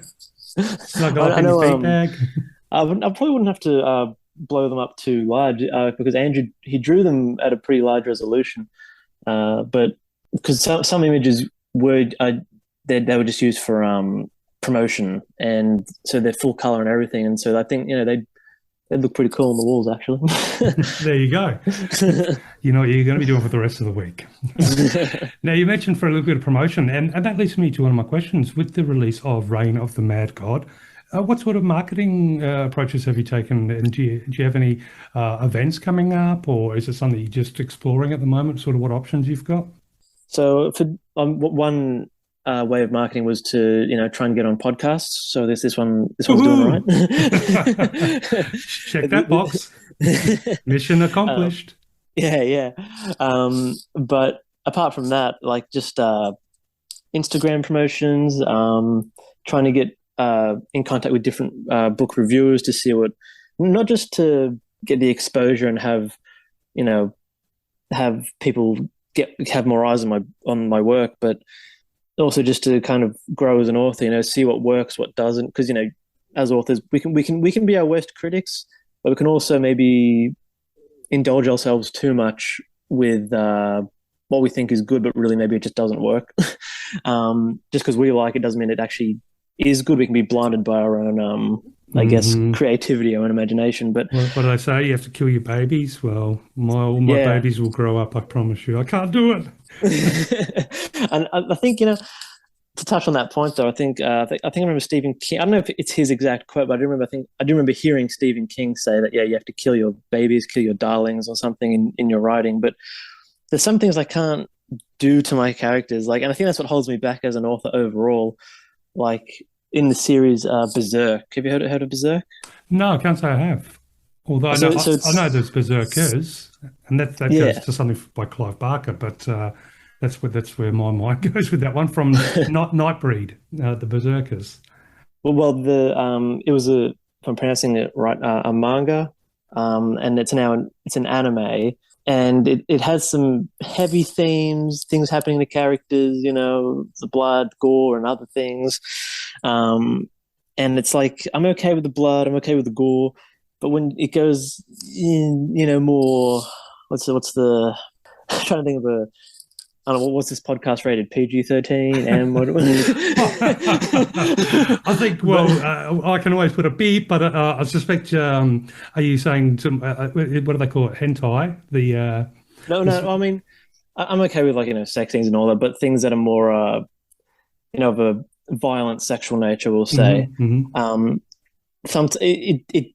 There's scenes like that in a lot of different stories and different mediums of storytelling. And sometimes, the way they're written, there's pretty genuinely horrible, egregious things that are happening. But sometimes they bring something to a story. There's a certain darkness that it brings with it, if that's what your story needs. And if I was to put, sexually violent scenes in my work, I'd want it to serve the story, not just have it in there for the sake of making a dark story. Well, that's the art, isn't it? I think. There's, with literature especially, because, realistically, there is no boundaries when it comes to literature. And one good thing about reading is if you feel like your boundary is going to be pushed, you can just shut the book. But, when it comes to something like graphic violence or sexual violence or anything that's, really unsettling, I think there's a fine line between having it in the story where, like you said, it serves a purpose and it's a representation of something that is nasty, and is presented as such, as opposed to some writings or stories or styles where the gratuitous violence or sexually based violence or the unsettling things is written to give the reader some sort of pleasure, and therefore writing for a particular audience. So I think there's that line between the two. I often ask myself, am I going to go there if it's going to be a pretty nasty scene, whatever it might be, usually obviously with violence involved. I find I have to, because it would be I would be not doing my character justice or the scene justice. But it's definitely written to, from my perspective anyway, when it comes to writing heavy stuff, it's there as part of the story, not as titillation or, to give any sort of gratification. if that makes sense. So yeah, it's definitely a difficult part of writing, and yeah, you do learn as an author what is your line. At what point will you not cross that line, or will the story itself or the characters say, "Hey, Joshua, you know what? You need to step over the line for this one." You never know. Yeah, it's a way to, I guess, like, because it's your story, your world. You can have your own boundaries and put walls up sometimes. But again, like, because I don't normally touch on certain themes, it's like I feel like it does hold me back a bit as an author, because my books, even Reign of the Mad God, which is it has more, it's a lot more, has more, it's heavier on the fiction than Liberate Me, but it still has enough. It's still based enough in reality that these pretty horrible things, they can still take place. They're not like lost in this world technically, and like it's just using them right, using these darker themes in a way that's it's fitting, and it serves a purpose. And I mean, like, some artists might just do it for the sake of having a dark scene, but I don't know, for me, I feel like it has to. I don't want to talk in circles too much, but yeah, it has to serve a purpose for me personally. Yeah, and I think when you have world building with creatures, or so I guess part realistic and part fictional fantasy or dystopian fantasy to a certain point. But I think it allows an author and the reader to investigate and experience different elements of nasty things, or monsters, really. And because at the end of the day, there's no greater monster than human beings. But to try and explore why that is, how that is, and perhaps what sort of God would let that be. That's the beautiful thing about creating new worlds. Now, with the Reign of the Mad God, is this going to be? I'm guessing it's going to be a series. Is that more titles to come that is going to fall into the same world?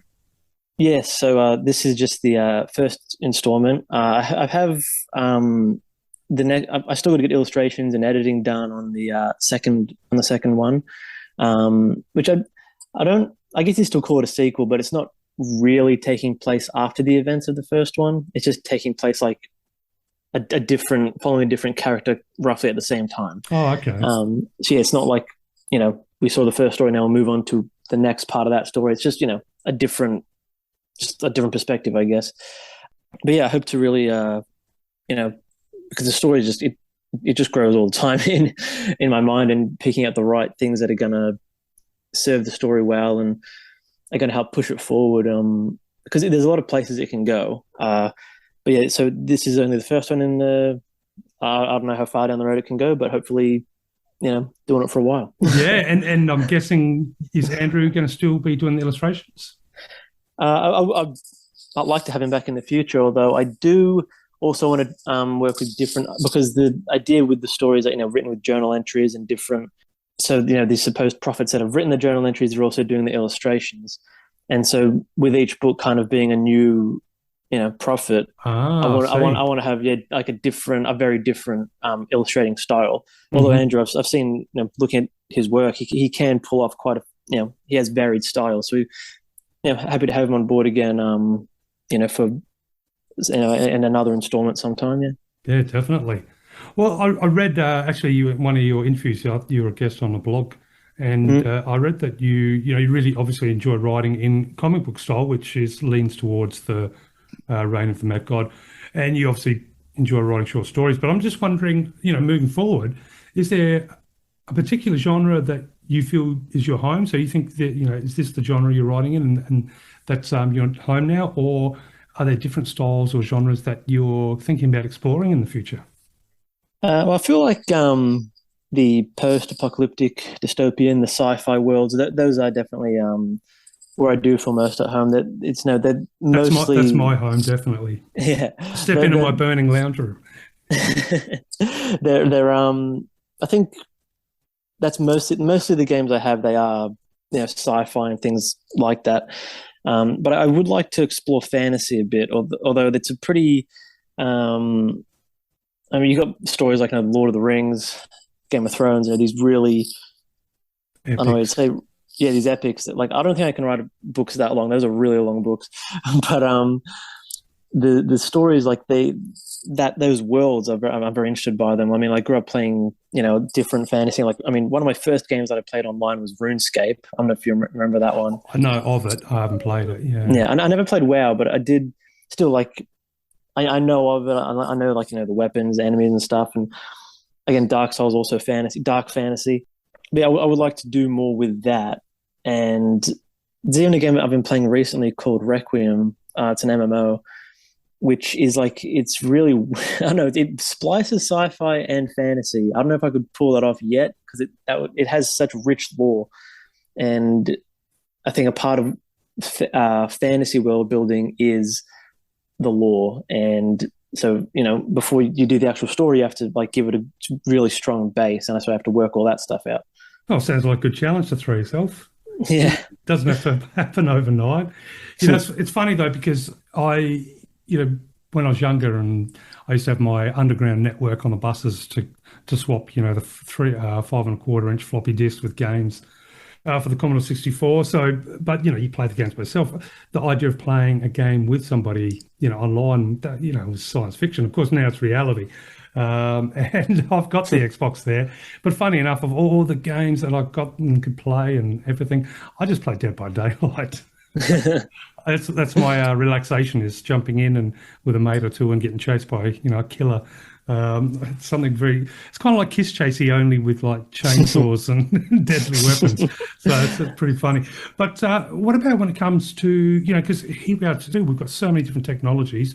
You've got this wonderful world building that is coming out with Reign of the Mad God, and this opportunity to explore different artists and different artistic representation of the prophets and the images that you'd like to share with readers.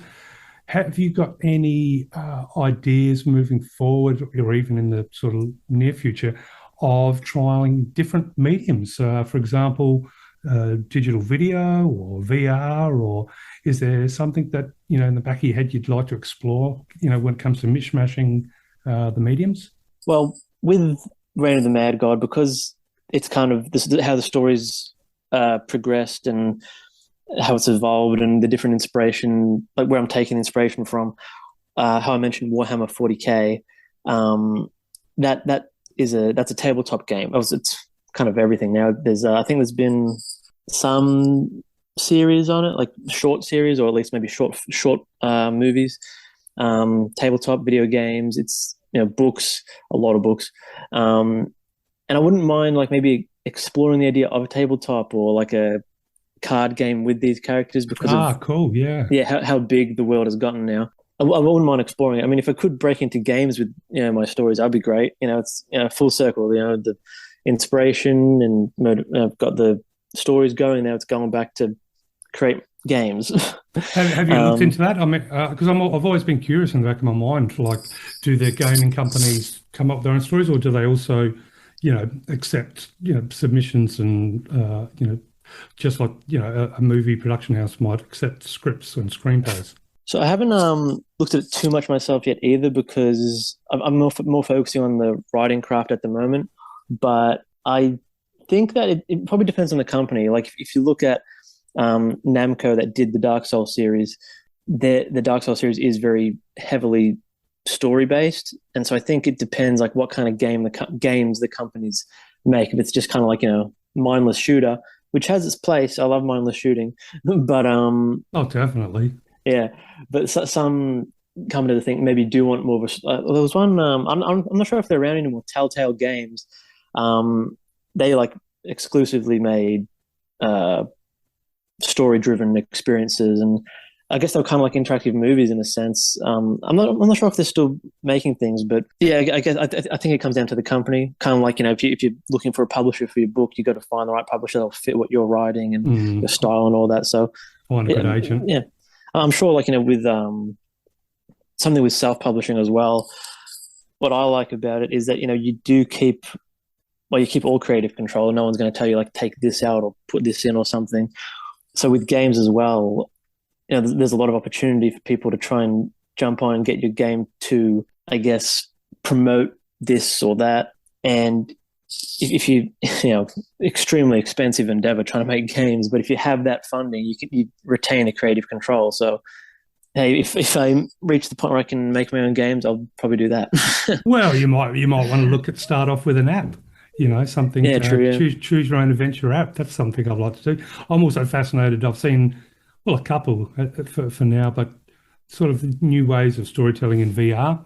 So you kind of inside the book, and as the scene's read, you're in that scene 360 and 3D, and everything's moving. And I think that's a beautiful pathway for exploration. I'd love to learn more, and I mean, I wish I had the technological skills to write my own graphics for VR, but I'm sure it won't be long before there's software available that make that easy. So I do think VR is a brand new realm that stories can evolve in, and they're always, and no doubt, wherever it goes, it's going to be a long distance between that and getting the frog from the bottom to the top of the screen. Although, like I said, it's still a challenge. Yeah, I mean, like technology is progressing.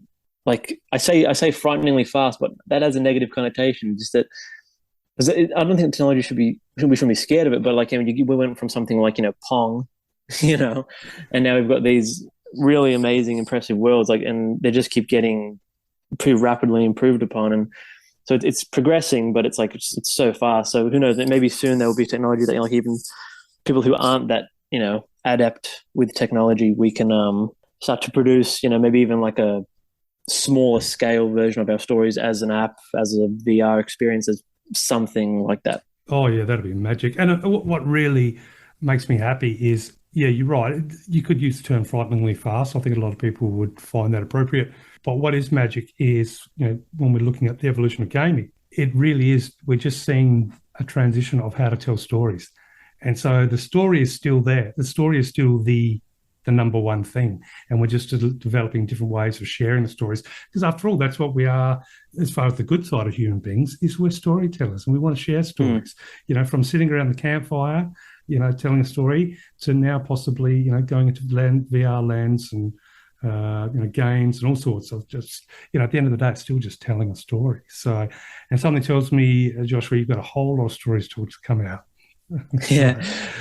Are you hoping to have another release by the end of the year, or is it just a lot of work at this stage and getting everything ready? Because I know you're talking about a prequel for Liberate Me and another book in the Reign of the Mad God. So something tells me you're going to be very, very busy. So yeah, a lot of time spent writing and trying to find the right styles because there's a lot of artists out there. So and it's hard to find like which one, because I use I pretty much only use ArtStation. I go there, you can choose which country, what talent you're after, like a 3D illustration, 2D, all these different things, and trying to find the right skill set and the right style and all that, getting all the different pieces together to produce the not just the artwork, but just the final product, get that together. It can take a bit of time, but it's the stories. I'd say the next one is mostly done for Reign of the Mad God, just editing and making sure hoping that it'll hold up and making sure that it does hold up. Oh, I have no doubt it will. But all the fun stuff is the nuts and bolts, the editing and the putting together. It's challenging. It's frustrating. It takes a lot of your time. It can force you to have to learn new skills very quickly, but it's always worth it at the end. But Reign of the Mad God, I think, is such a cool title. So for readers out there that are going, I think I might want to jump into that book. If you were standing outside let's say, I don't know, it's a dystopian city that's half crumbled, but some still functioning buildings. There's a seedy bar that's downstairs where all the different monsters go, and you are the bouncer, and you are trying to get somebody to go inside. But inside is the book Reign of the Mad God. What is your one-sentence tagline to grab someone and convince them to dive into Reign of the Mad God? Well, that's a good question. What could I say that would get someone to go into that building? It's basically right. Exactly. Because you're not just really, if you were to go into the building, you wouldn't just be going to the building. You'd be stepping into like another universe, and you'd be watching it. You'd be starting early with it, and you'd be able to be there as it grows, as it becomes its own hey, you know what? Hopefully, genre defining, genre leading. We can hope for the best for our babies, our books. But yeah, you'd want to get on it because you'd be at the start and watch it progress and grow and develop from the beginning, which I think is a pretty important part. Well, you got me. I'll head downstairs, even though it looks scary. I love the idea of being able to grab a copy of Reign of the Mad God, step into a brand new universe, and as you mentioned, be there at the start, and then explore the world, and with more elements of the world to come. So that's just fantastic. Now, for readers that want to learn a bit more about you and maybe look at your work and read some, follow what you're doing, and if you're doing any blogs or Instagram, where can they find you? So on my website is joshhall.com.au, and my Instagram is josh_hall_author. I do have Twitter. I'm trying to post on there. I'm not as active, but it's J Hall Author. And I have been trying to also post more on Facebook, which is Books by Josh. There we go. It does get tricky. There's so many different social media platforms nowadays, with more probably to come. But it's still, it's funny how the problems change. So I went back in my band days and before internet, the problem was getting the money together to photocopy the flyer and then getting out in the city and, plastering everywhere you could with flyers. Now I don't have to worry about doing that. I've just got to do posting on the internet. But even that can sometimes get a bit tricky when you're trying to juggle a bunch of different accounts. But there you go. So all readers out there can jump on your website. I think should be the first port of call for them, because it's a great website. Tells us all about you, about your work, upcoming work, and of course the number one reason to visit the website is the opportunity to purchase one of your amazing books. So we will of course put links to your website on the show. Joshua, I just want to thank you so much for being a part of the podcast, and I want to congratulate you on the release of Reign of the Mad God, or Made God. Before we let you go, what is your... Now, this is a deep question, but I don't know, let's see if we can answer a couple of sentences. I don't even know if I could, but when it comes to God, do you think it's the current God that may exist is mad or made, or just an enigma? That's a good question. So I think the current God is mad. That's a really good question. Just wanted to know the meaning of life before we go. That's all. I mean, so I'm in exploring. So for this story, and even just in life, I do try and explore religion, and I guess like the God of this universe. I do believe that there's probably more. I'm following more the Christian beliefs, and is he mad? I don't know. I mean, I wouldn't say mad. I'd say we can very easily go mad trying to understand that way of, if you want to call it that, such a high level of thinking. I don't even know how to really get into to try and get into the mind of a God. I mean, I kind of explore that a bit in the book, because I don't want to ramble on too much about the work, but it does. What isn't written is also kind of important, because we're following people who are subjected to not a very nice world anymore in the story of Reign of the Mad God. And it's kind of like, the idea is that like most things, like in Terminator, the machines turned against humans, and that story's been done before. But I will say that the answer man, the made God's sin isn't wrath, it's pride. So I'll say that. Okay, there we go. Yeah, it's a topic you can talk for hours on. I know my pet theory is, should there be a God, or I like the term architect of this amazing place. I suspect that that architect intentionally maybe shattered him or herself or itself into infinite pieces, and just like the hologram theory, where each hologram, you smash a hologram and each piece has the whole image.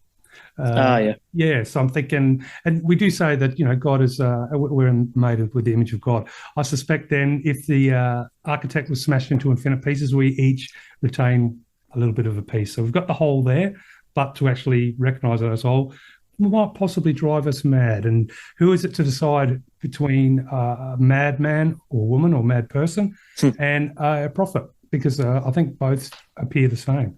It's just that some people with the visions we've taken as, well, gospel or taken as truth. Other people with visions we medicate and remove from society. So who knows how it works. But all I can say is, Joshua, thank you so much for being an amazing guest. Thank you for the really cool food for thought. Always I love to chat to someone who is has a soft spot for dystopian and darkness, which I think deep within all that we can find reasons to look for light and perseverance of human beings and how to do good things out of bad. But that's just me. But yeah, so really hope you do amazing things with the book and hope that the next one's out real soon. But in the meantime, thank you so much for being an amazing guest. Thanks for having me.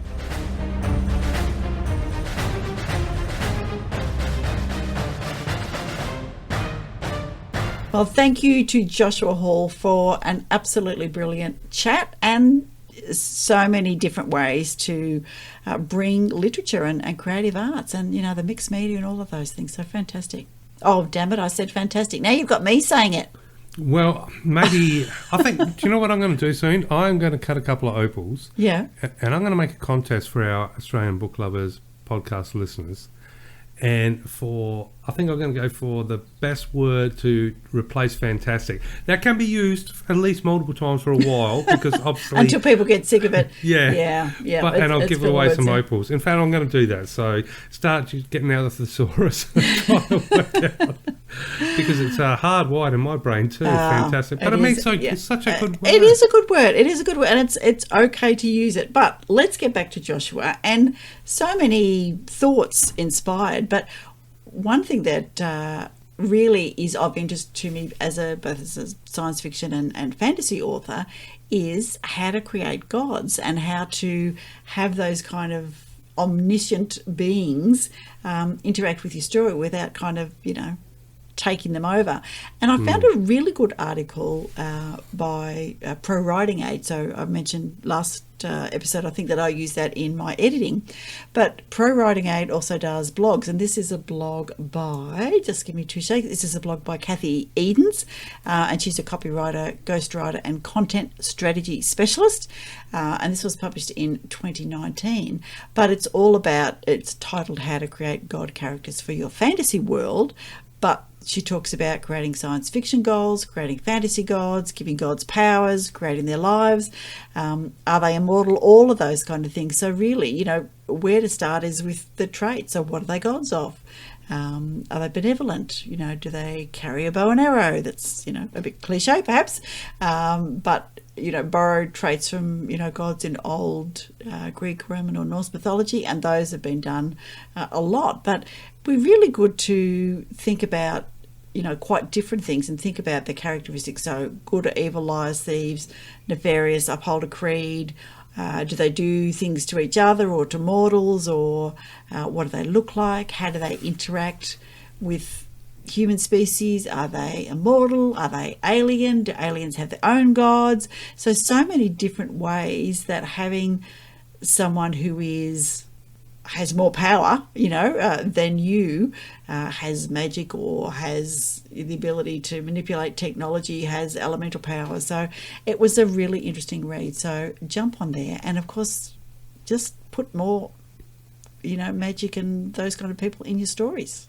It's I love it. I love I guess when you look across, you know how they say you can't see the forest for the trees, but when you look across literature, you can, you know, take the word religion out, but in the sense of gods have played such a part in our imagination or our storytelling from day one. And you know, we create gods as authors, or we read about different gods. It's just amazing. And I just love it as a literary mechanism by which you can kind of rise above what it is to be human. And, you know, I mean, of course it's going to be fun if you're creating a book or a narrative or a story or a tale where at some point you have to look down upon a planet or a species as though you are a god, or at least as though looking through a god. And then I guess there's that whole idea of delving into, you know, what differentiates a god from a human being or from another life form. And it is fascinating. And, you know, the gods, well, there's so many forms, aren't they? It's just crazy. Yeah, it is just crazy, and yet it gives you a chance for them to be, I guess, to explore some human characteristics. That's what I like, is that misbehaving gods is kind of one of my favourite tropes, where they just get up to mischief or treat humans as either, their own private army servant, artist, whatever that might be, and they just get up to all sorts of things. So it's funny how the planets seem to have sort of dropped by the wayside, though. I think I think the planet is a god. Well, like as far as gods are concerned, they play a role in everything from science fiction and fantasy to horror to adventure to even sometimes thrillers to non-fiction, fiction, drama, romance, everything. Political intrigue. There's elements of God, whether it be faith, whether it be, ancient gods, mythology. These all play roles in so many different aspects of storytelling, and even to this day. And yet, I guess without sounding completely stupid, which I can do better than most people in any given moment. I don't know. You got this big, huge ball in the sky that you can't look at, but dictates everything you do. Yeah. And yet we don't see, that's not, we don't see any modern worship of planets or stars, really. I mean, obviously we do through science, elements of the scientific fringe and science itself, but where are the tales of the planets, of the suns? And, it's a weird thing. So you're right, because there's nothing human about a big ball of, atomic energy, is there? Well, no, unless... we allow our tendency to anthropomorphize it, as we often do with, animals and aliens. Yeah, but I, for one, would not want to be. I don't want to be a god. No, no, not for a second. I love the fact that I love all of our science and technology.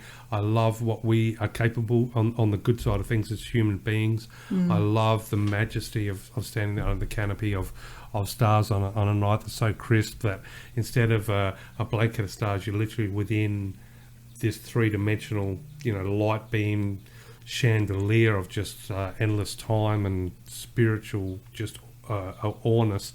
So I think that's all fantastic. But, I also love the fact that, to go and pick up a leaf or a flower or, have a bee land on your hand, we can't create any of those things yet. And can so, we? Well, I don't know. They're bringing back the dodo. We're getting closer.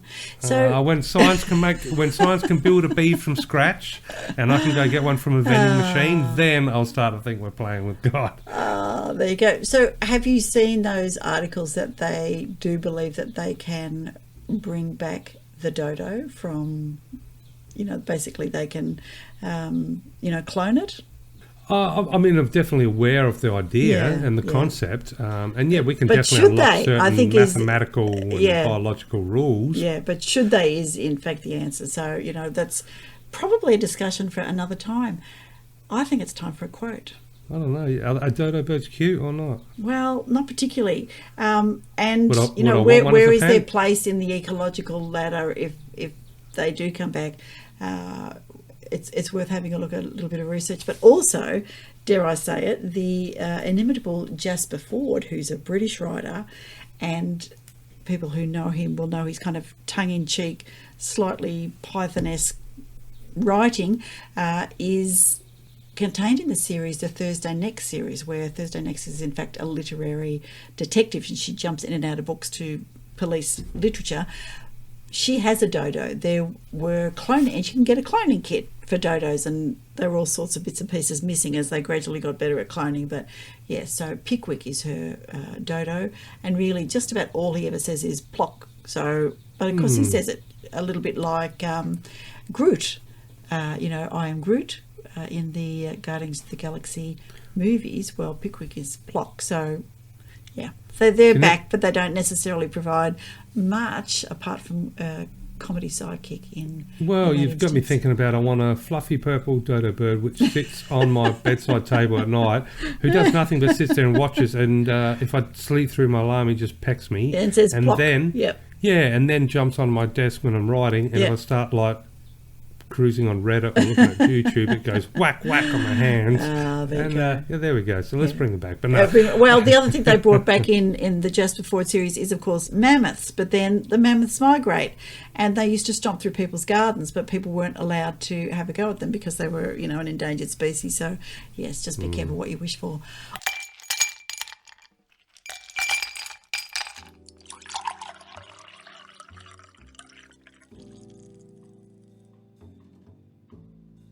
So, book lovers, we are down in the Writers' Lounge again. It is a lazy Friday night, kind of the perfect time to go into the Writers' Lounge. I think I'm going to go for a glass of white wine. Darren, how about you? Oh, tempted to follow suit, but I think I might have I'm going to go with a Black Russian, just to, as I sit to get ready, think about, enjoying a bit of Writers' Lounge and start flicking through the Fringe guide soon. But of course, having a good chat with our very special guest, who I'm hoping is going to introduce himself and let us know what drink he has here down in the lounge. Absolutely, yeah. Thanks for having me, guys. My name's Callan J Mulligan, and this is my first time in the Writers' Lounge, and I'm going to pour myself a Manhattan, which is my cocktail of choice. Nice. No, that's excellent choice. Now, they come with olives, don't they? No. I usually just as a separate plate on the bar, I'll order some olives just because I love them and I'll eat them all. But I don't think that's needed for the drink. Well, perhaps I should have gone with the Shiraz gin that my niece has introduced me to with, a twist of lemon, a little bit of tonic over ice. So, yeah, I'll put the white wine away and go for something a bit more exotic if you guys are having fancy stuff. Well, I'll throw the credit card on the bar. Let's just stay until it runs out. That should give us a good 2.5 drinks. I'm liking that. Callan, you have a new book out. So for those people who don't know Callan, he's one of the Australian Book Lovers authors, of course, and he has this very interesting intro on your website. So happy you stopped by. Or a bit about me. My mother said I was born with a pen in my hand. Mighty painful, if you ask me. So, I think that's a little bit hilarious being a midwife. And of course, I imagine just terrible things. But she wasn't far from the truth. So you've been a writer for a while. And your first published piece was a poem about dragons. But that's not what's happening at the moment. What is on your calendar at the moment? Yeah, sure. So I just released the sequel to my sci-fi thriller adventure book, which I released a year ago. I actually released the sequel to the date a year later. Oh, fantastic. Well done. Yes. Good turnaround.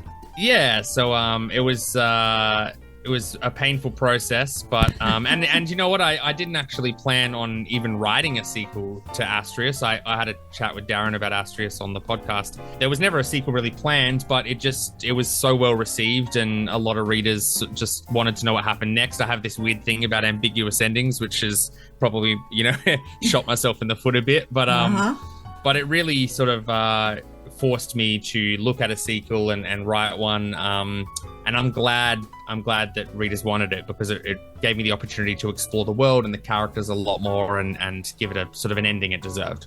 Okay, so that's good. Normally I would ask people if it's all right to read the blurb, but I always worry in sequels if there's something in the blurb that tells you what happened in the first one, which there is in yours. So I'm a bit reluctant. Can you give us, without spoilers, where does the second book take people? Sure. Well, it certainly expands the universe. The first book was entirely set on one vessel, the Astrius, a giant world-settling starship. The sequel has many different settings. So different starships, smaller ships, even on-world, on a planet. And also there's, a couple of extra characters that come into it, and a lot more sort of galactic-wide politics that come into play instead of just the typical murder mystery that the first book was. So, so it really just expands it, and it sort of, I suppose, brings larger stakes. It brings larger stakes to the table. I guess that's all I can say. And you mentioned, Callan, that it was almost 1 year, or exactly 1 year to the day since the previous book. But you said it was a bit of a painful process. Define painful in the sense of the sort of deadline, or the feeling that you need to get it out as soon as possible, or painful in the sense that maybe you had so many options up your sleeve with an ambiguous ending of which one to choose to go, which direction to go. A bit of both. Mostly the deadline was the big killer. And I mean, it was a self-imposed deadline, really. I felt like putting a sequel out a couple of years later maybe the hype would die down from the first book, and so there wouldn't be as many committed readers to it. And also just for my own sake, setting myself a deadline meant that I would write it. Whereas if I didn't set a deadline that was so strict, if I thought I had a couple of years to play with, I probably never would have finished it and just been happy with Astrius sitting there with its ambiguous ending. So it was just, I think it was just more painful in the sense that, you know, being a writer, you want to write something you're inspired to write. And for at least 50% of the time throughout the several drafts of Eternum, I did not want to be writing it. It was a matter of really forcing myself to sit down and do the work and sort of bring in that Stephen King-esque structure of, you know, 500 words a day, every day, no matter what. But I'm really glad I did it, because in the end, it turned out to be, in my opinion, better than the first book. So there we go. Yeah, so hard work certainly pays off, as opposed to sitting around waiting for inspiration, as we writers like to do. I'm curious, Callan, was there a point somewhere along the journey of the sequel that it sort of changed from a stiff, uncomfortable suit into a comfy pair of familiar jeans? Yeah, absolutely. Yeah. There was, I always get to a point when I'm writing, I know that a lot of different writers are sort of plotters and some are pantsers, and I'm sort of a hybrid. I like to give myself like a skeleton structure. I like to know what the ending is going to be, but whether the characters take me there is a different story. I sort of right on the edge of my seat in that regard. So, and with Eternum, what happened was I got to halfway and I sort of got stuck. As to, the characters didn't necessarily want to lead me towards the ending that I had planned. So I sort of had to pantser the rest of the way from halfway. And they sort of took me in a new direction, but I managed to still tie in the ending I wanted to tie in. It was just a completely different version of that ending. But yeah, that happens, I think, with all my books. I get stuck halfway and I put it down for a few weeks, and I just, let the where I want it to go mull over, and then I come back to it and reread it, and then sort of let the characters take me from there. Letting things percolate a little. Yeah, exactly. Yeah. But it does take that discipline, doesn't it? And I happened to be watching Hard Quiz the other night, as you do from time to time when you're flicking channels, and they were talking about, this is completely down the rabbit hole, the Bridgerton series, and the fact that one character, and I don't watch it, so I'm not quite sure who it was, but in 3 of the books of the series, she has different colour eyes. So been some inconsistency with the author and the editor not picking that up. So, being both Darren and I are in the middle of writing sequels, and I must say the first one's way easier because you make all that stuff up, and then in the sequel you think, oh God, what did I say? How did that magic work again? Who was that? And are they related to Nick? No, different country. Okay. So how do you keep track of the sequel? Because you've got the same characters, taking on the new mystery. Sure, yeah. So I know what a lot of writers do, a lot of colleagues and friends of mine and peers like to do a spreadsheet where they have, every character and all their descriptions and all their backgrounds, and they just sort of use that as a reference. That is not me at all. I'm completely unorganized in every sense of the word. What I do is I'll be writing a scene, and when I need to reference something in that scene, whether it be like a character's color of their eyes, I'll write it, and then I'll just stop in the middle of writing, and I'll open my document from the first book, and I'll Control F, and I'll find their name in some form of eye description. I feel like it saves a lot of time as opposed to having something to refer to. It's I already have something to refer to. It's the first book, so I'll just find it as quick as I can, and hopefully it doesn't interrupt the organic process of the first draft. Well, it's a little bit different. I mean, I worked a little bit of film television. I remember the continuity would be running around, and they'd have these huge, big, binder rings full of Polaroids, so that at any one point, you know exactly where the piece of smoke on the skin was, or the blood drip was. You kind of need your virtual little continuity master running around your keyboard. So, which would, I don't know, maybe AI invention. We could be on the winner here, ladies and gentlemen. ChatGPT, that could help for sure. Callan, working on the sequel, which by the sounds of it wasn't, didn't start off as intending to be a sequel. Did it mean pushing something to the side? Had you already begun a new project, or have you had to put a pause on something? There was actually one we spoke about, I think, which I'm currently writing now, and that's been pushed to the side a couple of times for a couple of different projects. But I think it's because it's it's my big one, if that makes sense. It's my, it's my, what I hope is my magnum opus. It's the one that I want to make a lot of waves. And so I just keep pushing it back for other things, probably a little bit because I feel like I'm not ready as a writer to tackle it yet, and also probably because I've got that bit of sort of self-loathing and fear as an artist, but also because I want it to be as good as it can possibly be. And so, so I'm trying not to look at it as procrastination. I'm trying to look at it as, everything in the meantime is practice. But I have written a few chapters of it. So, it's getting there. I don't have a deadline on that one. So who knows when it's going to happen, but hopefully in the next 2 to 3 years. It could be one of those beautiful things. Well, I suspect it may be when down the track you reach your destination for that particular book or any book, and you look back and go, you know what? This was the only path it could have ever taken. And the path on the way, you think you're on the wrong road, but sometimes you look back and go, it was always going to turn out this way. Exactly. They have minds of their own, don't they, the books that we write? They just sort of, they come along when they want to come along, they finish when they want to finish. It's you'd think that we're in control, but not as much as we'd like to think. No, not at all. And definitely no control on time either. Time can definitely is a very formidable opponent.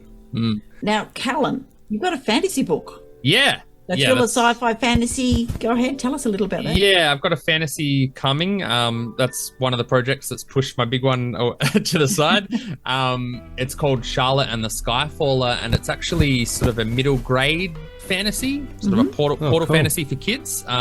So very different from the stuff I usually write. I actually wrote it 5 or 6 years ago. It's one of those things that was just sort of never finished. And I must have written 75% of it back then. And I just revisited it last year once I'd finished Eternum and got inspired rereading it and wrote an ending, and then sort of fixed it all up in a second draft and sent it off to my editor. And I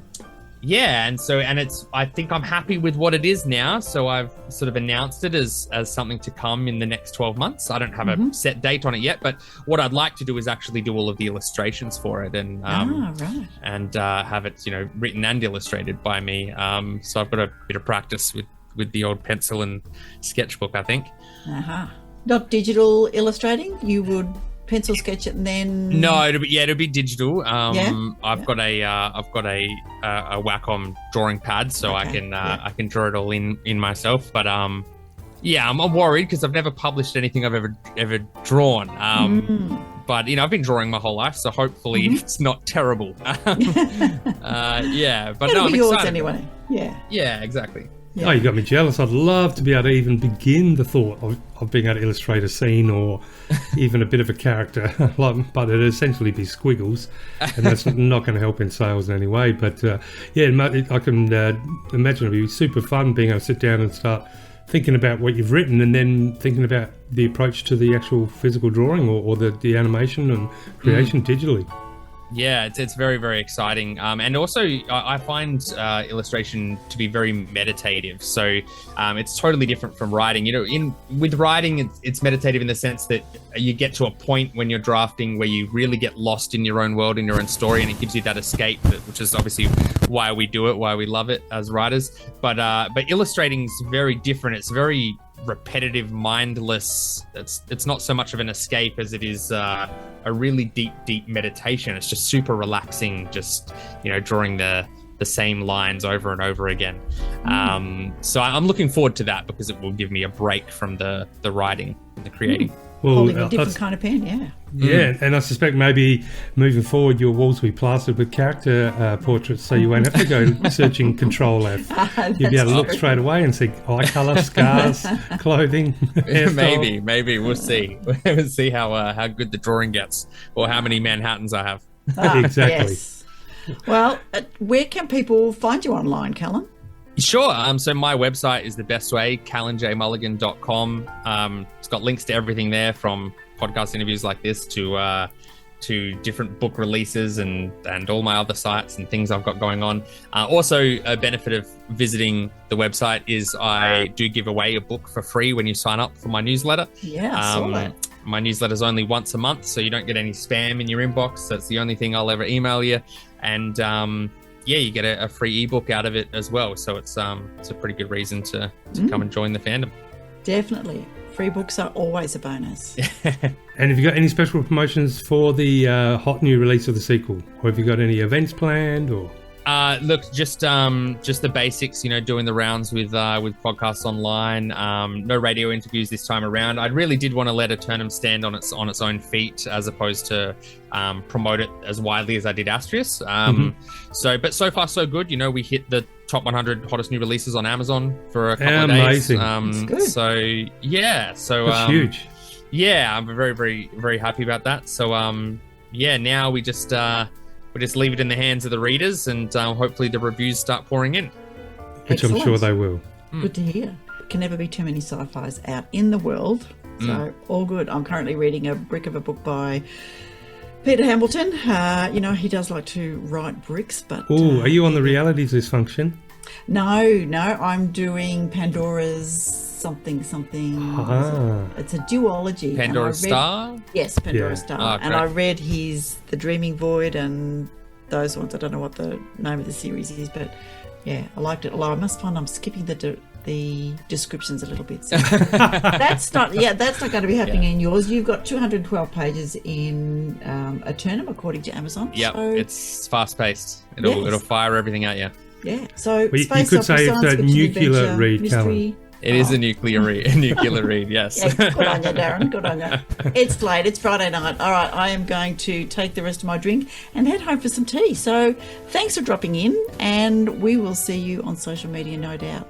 Thanks for having me. Have a good night, guys. Callan, enjoy the drink. Congratulations on making the 100 there on Amazon, and can't wait to have a chat again soon and to find out exactly how it all went. Cheers. All right, drink up.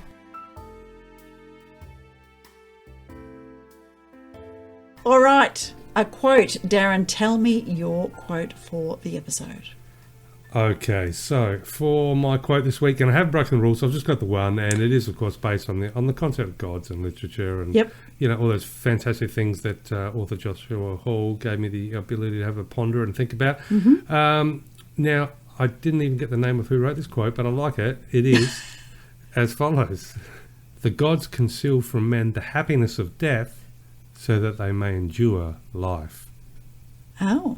And that's a little bit of a, it's got a little bit of a funny mirror in there. Yeah. It can mean one way or the other. But the gods conceal from men the happiness of death so that they may endure life. There we go. What about yours, Veronica? So mine, I kind of went a little bit sideways because I started to look at fantasy and magic and gods and those kind of things.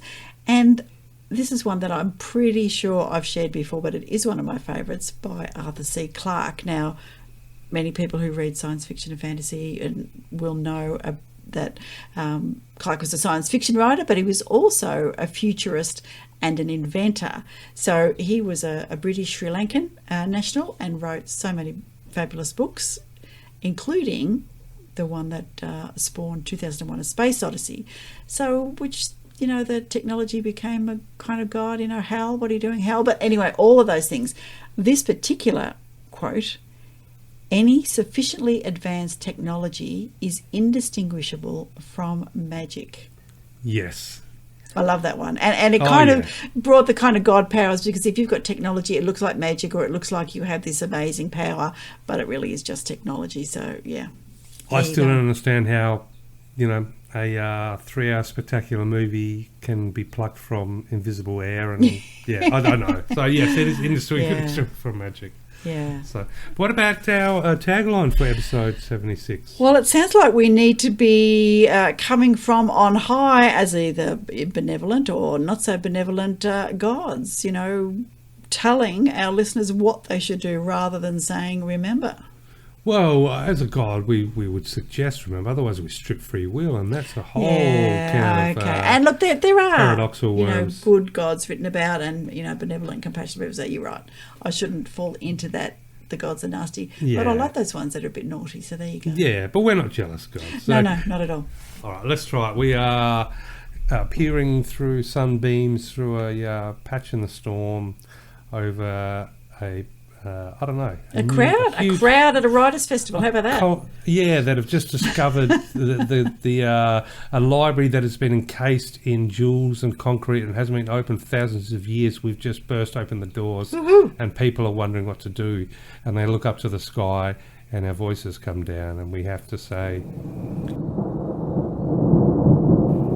remember, readers, to read more Aussie books. and also a sacrifice or two, preferably some chocolate. Yes, and may the words be with you. I'm not sure how I sound like a god, but thankfully I just got my serious voice. I'm just an idiotic human by day. So, yeah, very fallible and entirely human. But thanks everybody for listening. Remember thank you so much. that if you've got some feedback for us, you can approach us on the social media. So at Twitter, we are at Australian Books. We're also on where else are we, Darren? Oh, on Instagram at Australian Book Lovers. We're on LinkedIn and we are on YouTube. You'll find this episode on our website, australianbooklovers.com/podcast, or all good podcasting platforms. If you're an author, throw your book onto the list and get mentioned in the podcast. So that's australianbooklovers.com/for authors, short story, book, poem. And for readers, if you want access to our giveaways and a little bit of inside information, jump on the subscriber list, which is on the page Book Lovers, and you will be in the running for our next round of giveaways with my very ad hoc newsletter. And in the meantime, over the next week or two, I shall be carving an opal or two so that we can not banish, but temporarily entomb the word fantastic so that it can be opened at another time in the future. But until then, everybody, thank you so much for being a part of the episode 76. It's been a good fun, and looking forward to joining you all for episode 77. Hope you enjoyed the interview with Joshua Hall. Take care for now, and talk to you real soon. And stay tuned for a book review, and bye for now.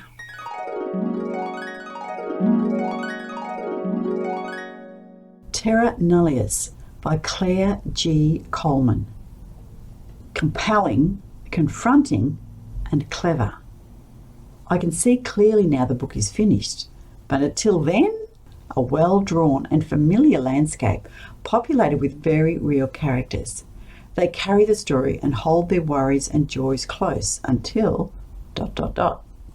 Well, you need to read this book and find out. I am not going to spoil it for you. Great writing transports you to another world and makes you think differently. And this story did exactly that. Let's meet again. When magic happens.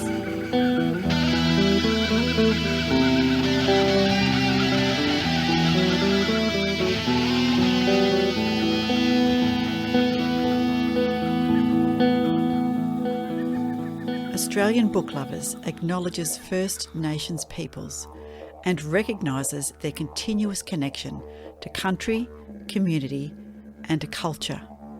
We pay our respects to elders past, present and emerging, and honour the sharing of traditional stories passed down through generations. We're committed to a safe and inclusive welcome for authors and readers of all cultures and backgrounds, including people of LGBTQIA+ communities and their families.